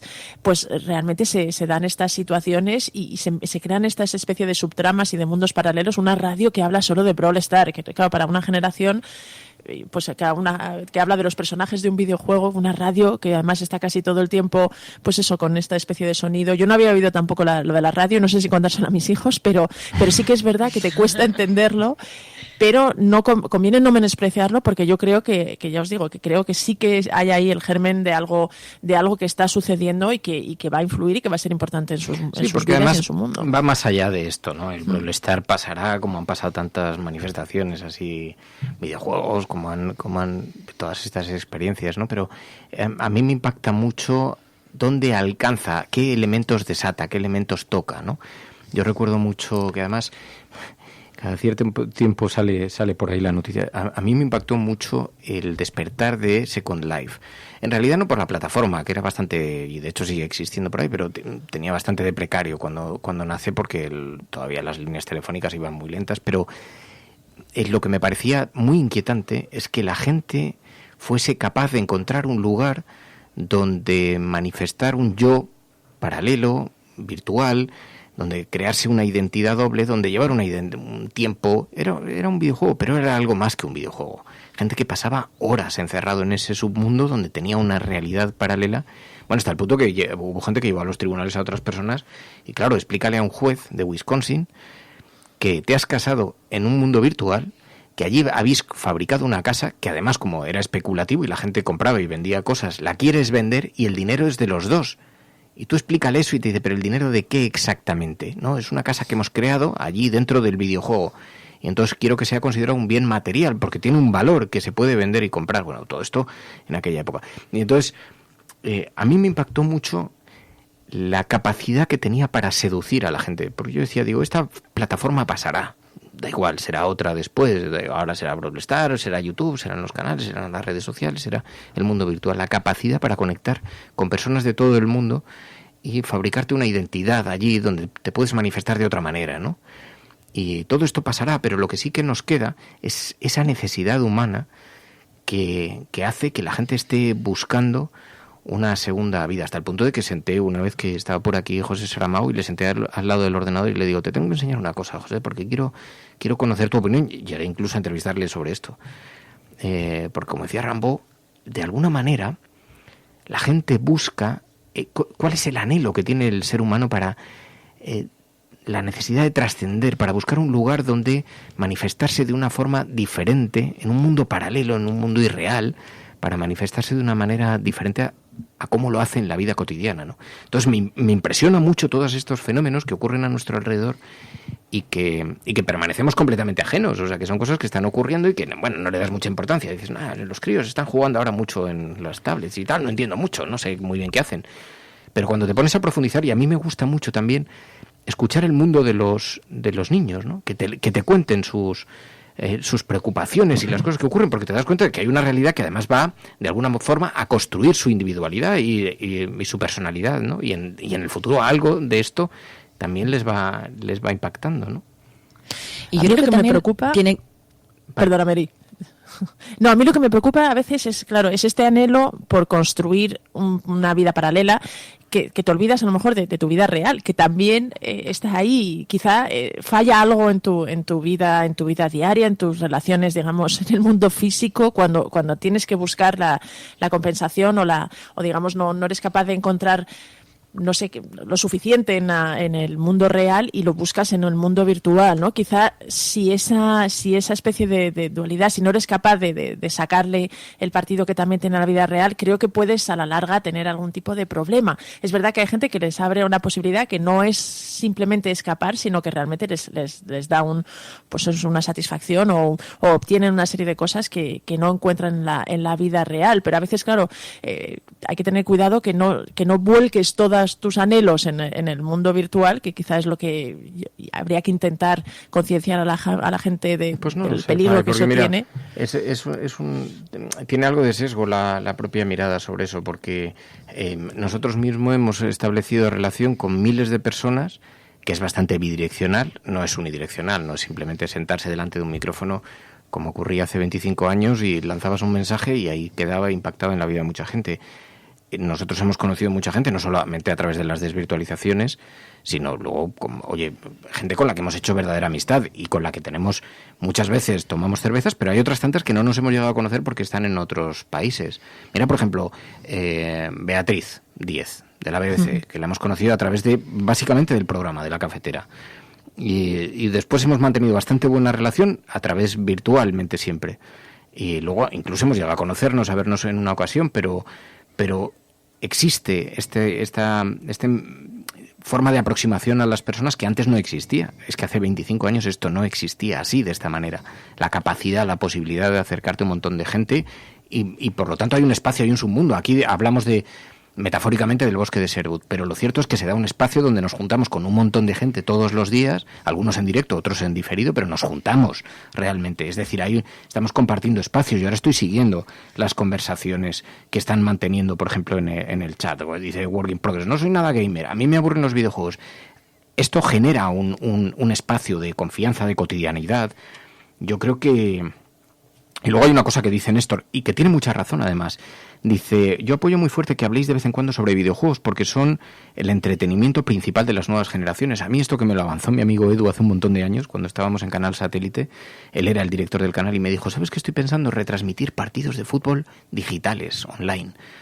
Es decir, hacer ligas de videojugadores. Bueno, pues ahora se están haciendo y el seguimiento es masivo, es gigantesco. De hecho, algunos de los youtubers más populares que tienen 500.000 de seguidores. O más de millones. Sí, o sea, 500.000 de seguidores, pero que luego tienen vídeos con millones de visualizaciones. O sea, pero 500.000 de personas conectados con ellos de forma permanente. Y retransmiten partidas en directo y son seguidas por millones de personas de todo el mundo, lo cual te da una idea. Esto que siempre había generaciones que decían, no, pero esto es malo, pues se pasa horas allí conectado. Bueno, claro, obviamente si no estás, hay muchas otras cosas que hacer, que tienes que también ejercitar el cuerpo y el alma, y tienes que leer, y tienes que salir, y tienes que ver a gente, pero en todo está el equilibrio, ¿no? Como siempre, en el equilibrio está la perfección. Pero cuidado, porque no se puede despreciar como fenómeno algo que está ocurriendo, ¿no? No, si yo precisamente lo que indicaba es eso, cómo se te abre la puerta a eso, a conocer y a poder compartir un espacio con un montón de gente, pero el peligro es quizá que te olvides de ese yo que también puedes construir y también te va a dar mucha satisfacción en el mundo real, ¿no? Que si vuelcas todos tus anhelos en el mundo virtual, que ese es el peligro que quizá veo. Como complemento yo creo que es fantástico, y realmente hay gente que incluso le permite llegar a una serie de situaciones o de gente que en el mundo físico pues no sería capaz. Entonces, en este sentido sí que creo que por eso hay que darle valor. Quizá conviene pues tener en cuenta estas otras circunstancias, pero está claro que te permite llegar y te permite construir comunidades que en el mundo físico pues sería mucho más difícil, o que son mucho más limitadas, ¿no? Dice Escolástica, dice, no, algunos tienen 10 millones de seguidores. Por eso. ¿Qué medio millón, no? Mary. Yo creo que también tiene que ver con algo que estaba antes de las tecnologías, ¿no? Siempre hemos querido buscar a grupos de personas que tengan los mismos intereses que nosotros o nosotras, ¿no? Desde el colegio, desde el instituto, ¿no? Pues te marcan una serie de grupos de personas, pues en este caso por la edad. Pero al final, cuando vas creciendo, te vas dando cuenta de que también quieres rodearte de gente que tenga los mismos intereses que tú, las mismas aficiones, y eso es un soplo de aire fresco, ¿no? Para lo que vienes viviendo desde años atrás cuando eres pequeño, ¿no? Entonces yo creo que también por eso utilizamos las tecnologías para eso mismo, para encontrar ese grupo de personas con los que hablar de los temas que nos apasionan, de los asuntos que nos apasionan, con los que queremos jugar a videojuegos, y creo que también responde a eso, ¿no? No tanto que busques una vida exterior a la real, sino que es la necesidad de buscar gente con la que tú puedas hablar de lo que a ti te apasiona. Bueno, además son experiencias compartidas, porque yo recuerdo, por ejemplo, como los críos se enganchaban a los dibujos animados, que es una experiencia individual. Pero cuando te enganchas a los videojuegos, o un enganche relativo, no estamos hablando de patologías, pero cuando la gente se conecta tanto con los videojuegos, se está participando de experiencias colectivas y experiencias compartidas. O sea, ahora es que juegan en línea, pero en línea con una videollamada en un teléfono, con además conectados a través del propio videojuego, y esto también nos está presentando otra realidad, ¿no? Y bueno, yo no sé, porque en esto hay teorías todas las que se quieran coger. Hay críticos muy críticos con la manera en la que los críos de pronto se han metido en el mundo de los videojuegos y se han quedado ahí medio atrapados. Y luego hay gente como yo que piensan que estamos ahora mismo construyendo las bases de un nuevo tipo de comportamiento de socialización y que está relacionado con esto, y que cuanto más conocimientos tengan de las maneras y los riesgos y las formas y lo que ocurre dentro del mundo tecnológico, mejor van a saber desenvolverse. Y ya que va a ocurrir, lo mejor es que tengan herramientas y que tú como ciudadano adulto pues tengas conocimiento sobre lo que allí ocurre para que se lo puedas explicar y le puedas prever y prevenir ciertos peligros, ¿no? Entonces yo no soy muy, aún así pienso que lógicamente tienen que tener unos límites, pues un crío es capaz de pasarse hasta las 6 de la mañana jugando, ¿no? Y entonces no dormir, no comer, no vivir, y todo es importante, como es natural, ¿no? Pero a mí me flipa lo que está ocurriendo, y además de verdad creo que, mira, y estoy descubriendo además que hay un montón que nuestros oyentes son super gamers. Así que estoy pensando y anunciando simultáneamente que vamos a hacer una sección sobre videojuegos en algún día de la semana, en algún momento, algún pequeño ratito, para que alguien nos revele, nos abra los ojos, nos explique. Mira que me lo dijo mi hermana Virginia, pero que nos ayude a comprender también un poquito cuáles son este tipo de juegos, qué es lo que está ocurriendo en este otro mundo, y porque además sospecho que hay un buen número de oyentes que juegan, que participan, que los conocen mucho mejor que nosotros seguro, y que les interesa el tema. Y estamos hablando precisamente sobre cómo las series de televisión, los documentales, las películas son un retrato del mundo que vivimos también, un retrato costumbrista, y están reflejando parte de nuestro entorno cultural, pues parte de nuestro ecosistema cultural, aunque no lo creáis, aunque no os guste, aunque no participéis de él, parte de nuestro ecosistema cultural pasa a través de los videojuegos, y mucho más que va a suceder. Y es fascinante. Yo recuerdo, fíjate, claro, es que yo soy de un tiempo en el que vi la primera consola que trajo mi padre a casa y que el juego que tenía era el famoso del tenis, es decir, una barrita con una pelotita que la pelotita saltaba y lo tenías que poner la barrita debajo. Y entonces ya venía anunciado como la experiencia más parecida a jugar al tenis, que, hombre, no era precisamente muy parecido. Bueno, pues de esa evolución, a ver, los personajes con los que hoy juegas, que son auténticas recreaciones en 3D, que va mucho más lejos incluso que los dibujos animados, no me quiero ni imaginar cuál es el futuro de esto.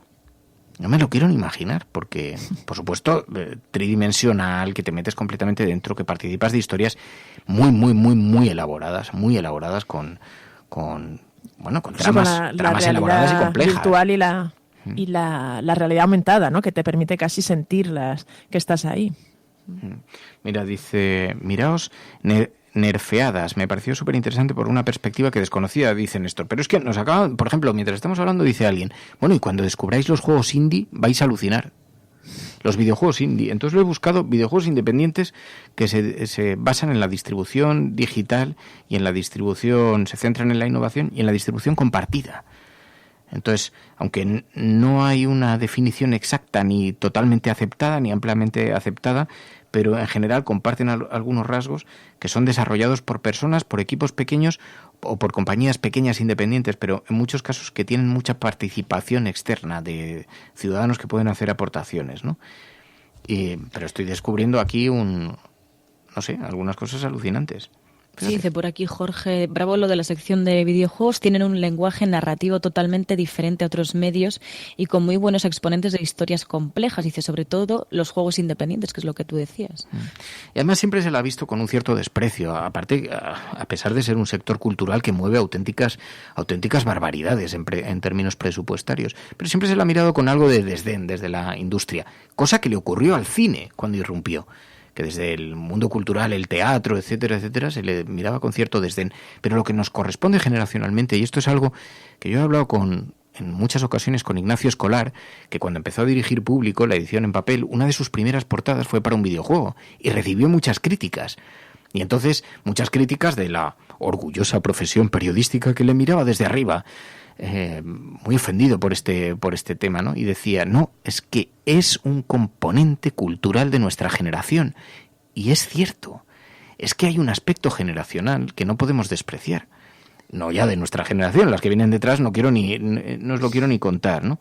Pero parece mentira que hablar de esto hoy todavía sea disruptivo, cuando estamos hablando de algo que todos nuestros oyentes, la mayor parte de ellos, este discurso lo tienen perfectamente conocido, pero sin embargo no es mainstream, y en esto supongo que somos todos conscientes.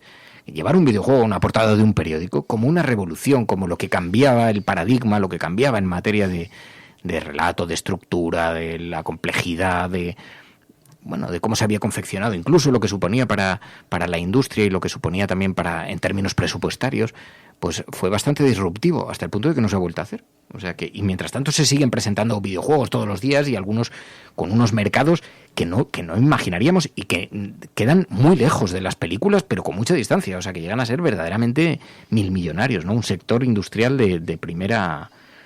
Dice Marta Fer, hoy en día es mainstream. No, Marta, no es así. Y abrir las portadas de los periódicos para darte cuenta. No es mainstream para nosotros. Y eso sí, yo necesito mucho asesoramiento de esto, porque yo además hice una cuestión casi preventiva, que era, yo he jugado a algunos videojuegos y con bastante afición, pero en el pasado, porque sé que en el momento que me enganche, de hecho, por ejemplo, no quiero ni ver una Play, porque como me acerque una Play a casa, ya sé que pueden ser horas y horas y horas, porque yo hasta que no comprendo perfectamente el funcionamiento, me vuelvo obsesivo. Entonces, yo quiero conocer, luego ya cuando lo conozco no me importa tanto ganar o perder, me parece menos relevante. Pero conocer la naturaleza del juego, la dinámica, cómo transcurre como tal, me parece alucinante. Dice Monkey Island, yo lo juego cada año, dice, pero es verdad. Y luego, yo lo que no sé es cuánto le llevó al cine adquirir el estatus que tiene actualmente. Cuando empezó, pues es verdad que se le señalaba también como un puro entretenimiento, y cuánto tiempo le llevó, pero es verdad que con los videojuegos les está costando. De todas formas, están creciendo y están desarrollando toda esa industria y toda, digamos, ese movimiento contracultural estemos de acuerdo o no y le sigan la corriente o estén pendientes de ello los grandes medios o no, pero es verdad que les está costando, ¿no? Yo antes, cuando hablabas de los hackers, estaba pensando ver con mis hijos la película de Juegos de Guerra, que es una de las primeras que hablaba de, creo que es de los 80. Pero lo que pasa es que por los ritmos y todo tampoco la he encontrado, pero es verdad que hay ciertas cosas que llaman la atención. No, los ritmos que no les va a gustar a ellos, porque eso, ahora las películas cinematográficas tienen un ritmo de estructura absolutamente loco y precipitado en comparación con estas películas que tenían una presentación, el nudo iba 40 minutos después y el desenlace se prolongaba durante otros 20. Entonces es imposible que un crío acostumbrado a los saltos, a las explosiones, a 20 minutos de metraje, son explosiones, vídeos musicales, rapidez argumental, acostumbrados a eso, les colocas películas de los años 80 y alucinan, ¿no? Dice Ana Palmeiro, estaría muy bien también que un día hablásemos de la plataforma Twitch, que es la nueva televisión. Otro de los descubrimientos que he tenido también en las últimas semanas, Twitch, que en efecto ya están haciendo un montón de gente directos a través de Twitch. Nosotros dijimos, ya comentamos aquí un día, Ana, estuvimos hablando sobre eso, porque yo había descubierto algunas personas que emitían sus directos, e incluso especulamos la posibilidad de retransmitir directos a través de... Pero mirad, Twitch es como una especie de YouTube, pero para emitir directos, donde emiten sobre todo gamers, gente jugando a videojuegos y tal, pero que ya sueltan reflexiones sobre su vida, sobre cosas de actualidad. A ver si encuentro porque quiero que escuchéis algún fragmento de lo que está ocurriendo ahora. Por ejemplo, conectamos en directo con Twitch. Este es un canal cualquiera, un canal donde está conversando una youtuber. Parece que tengo buena semana para los nabos. Sí. ¿Encontraste al vecino? Sí, lo he encontrado. Hola, Serens. Encontré a mi vecino. Es una chica que está sentada en una silla de gamer, de videojugadora, de estas que parece una silla de un coche de Fórmula 1, con unos cascos y un micrófono delante. Y está jugando y está charlando con los... Hola, Mary linda. Hola, Alma, ¿qué? ¿Sabes que era poner el Valorant, Mariana? Yo no sé nada todavía, lo he preguntado también. Joder, mira, molaría de Evil Within. Entonces está aprovechando para maquillarse las uñas y pintarse los labios mientras está ahí charlando con los internautas. Ahora se está pintando el ojo. Y entonces, de vez en cuando, lanza mensajes de, bueno, si queréis apoyar esto, podéis pasaros por mi Patreon. O hacer pagar una pequeña cantidad para apoyar este canal. Bueno, y algunos canales... Me da miedo, algo mejor. Me suena a mí el nombre, de Evil Within, me suena el nombre y no sé de qué. Un saludo, Kensel. De España. Mira, vamos a ver. Hola, Juanqui, buenos días. Ay, chat exclusivo para seguidores. Vamos a enviarle un mensaje. Hola. Me suena un montonazo el nombre. YouTuber. Le voy a poner. Estamos conectando en directo contigo. El que es muy turbio es el del club de lectura desde un programa que se puso muy de moda, que era de las de waifus, que se empezaban a suicidar. Eso era llamado turbio, La Cafetera. Berlín, muchas gracias por el follow. Voy a ponerme a estudiar, que empieza en una semana. Va, mucha suerte. Gusta, muchas gracias por el follow. Yo acabo de darle follow, entonces dice gracias por el follow. ¿No sabes qué juego es? Sunset, que ha sido súper popular. Hola, Ebnoz. Con una cámara fantasmal, no. Y entonces le digo, Saga. Estamos en directo. Estamos bien. Esta es una Twitcher. Tienes que entrar a la tienda. Supongo que es como se llama, que está emitiendo en directo el Doki Doki, sí. Mientras está ahí charlando. Sí, es un juego un poco pesado, ¿no? Por el tema de las poesías y no sé qué. Ok, es un poco coñazo. Pero si te ves como el gameplay de solo la historia, es muy turbia. Hola, Panesito, buenos días. Entonces, lo que me parece interesante de esto es que tiene cientos de personas ahora conectados, ¿no sabes cuál te digo? viéndola mientras ella está maquillándose delante de la cámara y charlando con los oyentes y haciendo su vida y comentando cosas de la actualidad a veces. Y es una imagen en directo, pero es una imagen fija. No, vale, pues lo jugó.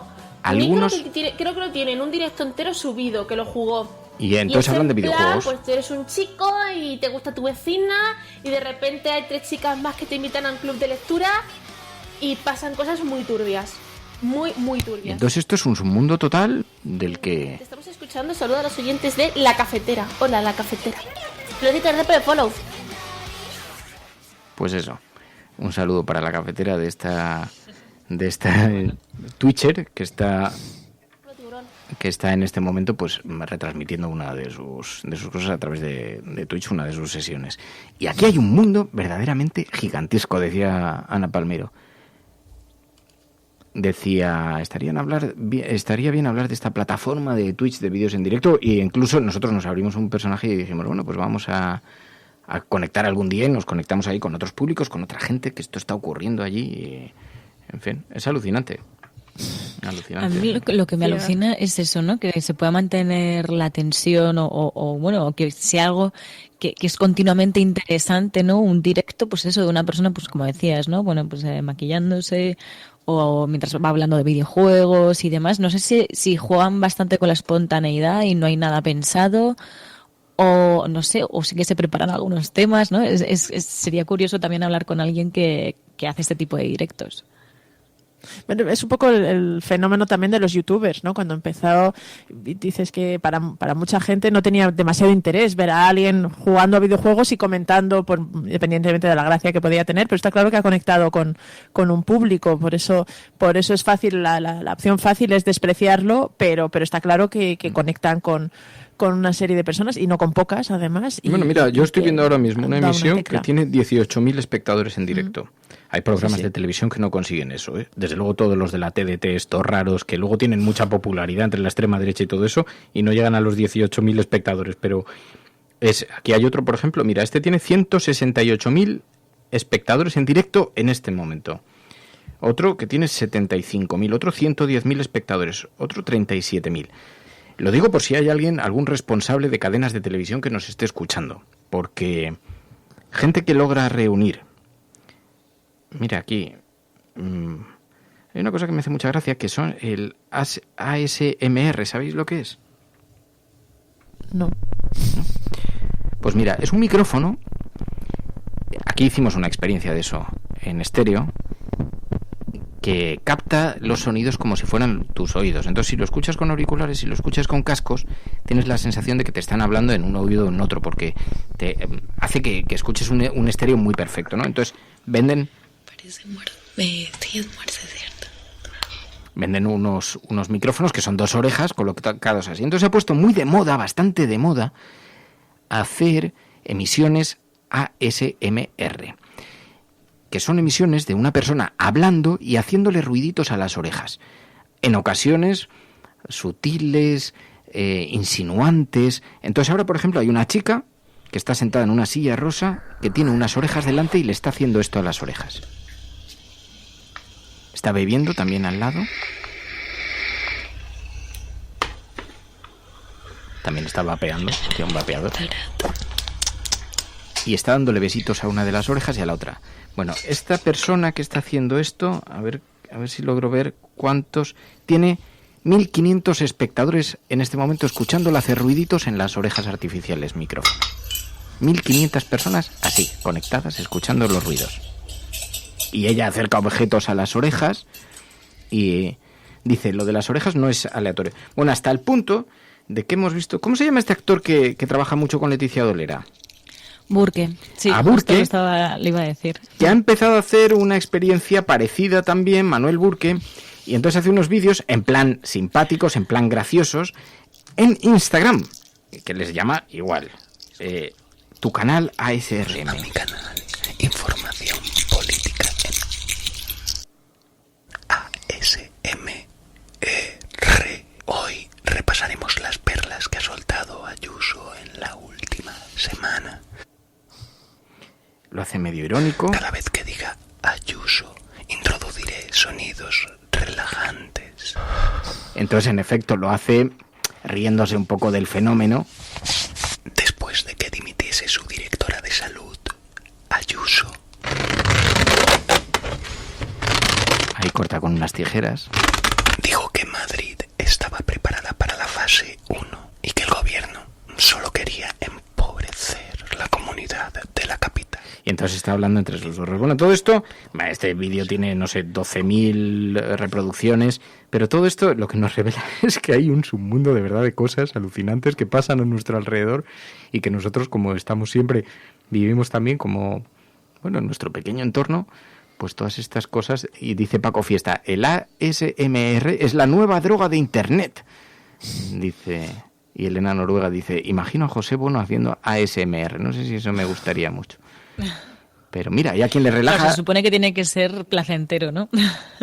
Dice Álvaro, dice, ASMR es un síndrome de gente que siente placer o relajación al ver a otros realizar movimientos o acciones que les relajan. Y dice, pero para mí es como los que tienen fetiche por los pies. Pues dice, Fer, por si me lees, sigo ofreciéndome a explicarte qué es Twitch. Dice Paco, que tengo un podcast inspirado en la cafetera y que hablo de estas cosas. Pues mira, Paco, ponte en contacto con nosotros y charlaremos sobre esto. Pero en efecto, es verdad que es bueno, pues un montón de cosas que ocurren a nuestro alrededor. Y a mí lo que sí que me gusta es que los oyentes de la cafetera, primero que nos deis a conocer nuevas cosas que están surgiendo, que están emergiendo. Algunas, oye, igual nacen, crecen un poquito y desaparecen, como pasó con Second Life. Pero otras instalan algo y otras nos revelan cosas del ser humano. Y entonces a mí me parece apasionante que los oyentes de este programa puedan presumir de que están bien informados. Porque informados no solamente es... Estar informado no solamente es conocer el titular que han publicado los periódicos. Estar informado es saber qué está pasando en el mundo en el que uno vive en una pequeña coyuntura en la historia de la humanidad, ¿no? Qué cosas ocurrieron alrededor, de las cuales algunas fuimos conscientes y otras jamás pudimos ni siquiera imaginar. Así que me gusta mucho que vayamos pensando en todas estas cosas que están sucediendo así. Es hasta grimoso. Pero bueno, lo dejamos ahí. Una tertulia, sería graciosa una tertulia. Una tertulia, sí. Podemos traer a Paco Maruenda para que hable así a vuestro oído, así en medio de la noche. Un poquito de sustito, ¿no? Es un poco Black Mirror todo esto. ¿Qué os parece, no? Sí, podemos terminar el programa susurrando. Total. Bueno, Mary Pie, gracias. Gracias a vosotras. Mañana volvemos. Bueno, quiero dar las gracias a los oyentes de este programa que son capaces de abrir la mirada, abrir la mente y buscar un poquito más allá para conocer mejor y tratar de explicar mejor el mundo que nos rodea, que presenta tantas. Fijaos, mientras estamos hablando de estas cosas, parece que estamos en otra dimensión del hiperespacio. Están ocurriendo cosas de la vida en las calles de las principales ciudades norteamericanas y también nos están mostrando algo sobre las personas y lo que ocurre, ¿no? Y la capacidad de rebeldía. Bueno, mañana volvemos y seguimos charlando de la vida.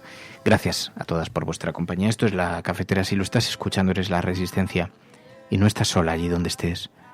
Buenos días, buenas tardes o buenas noches.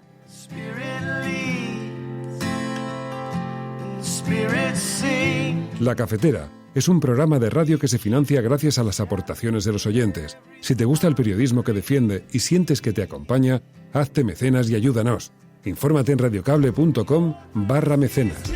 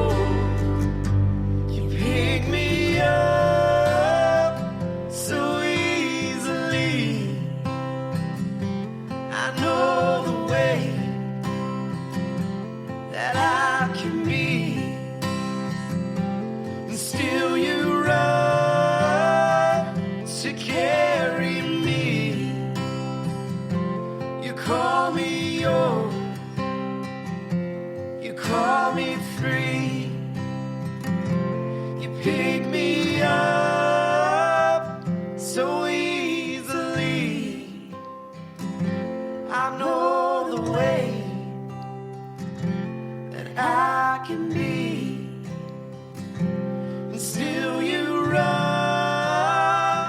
to care.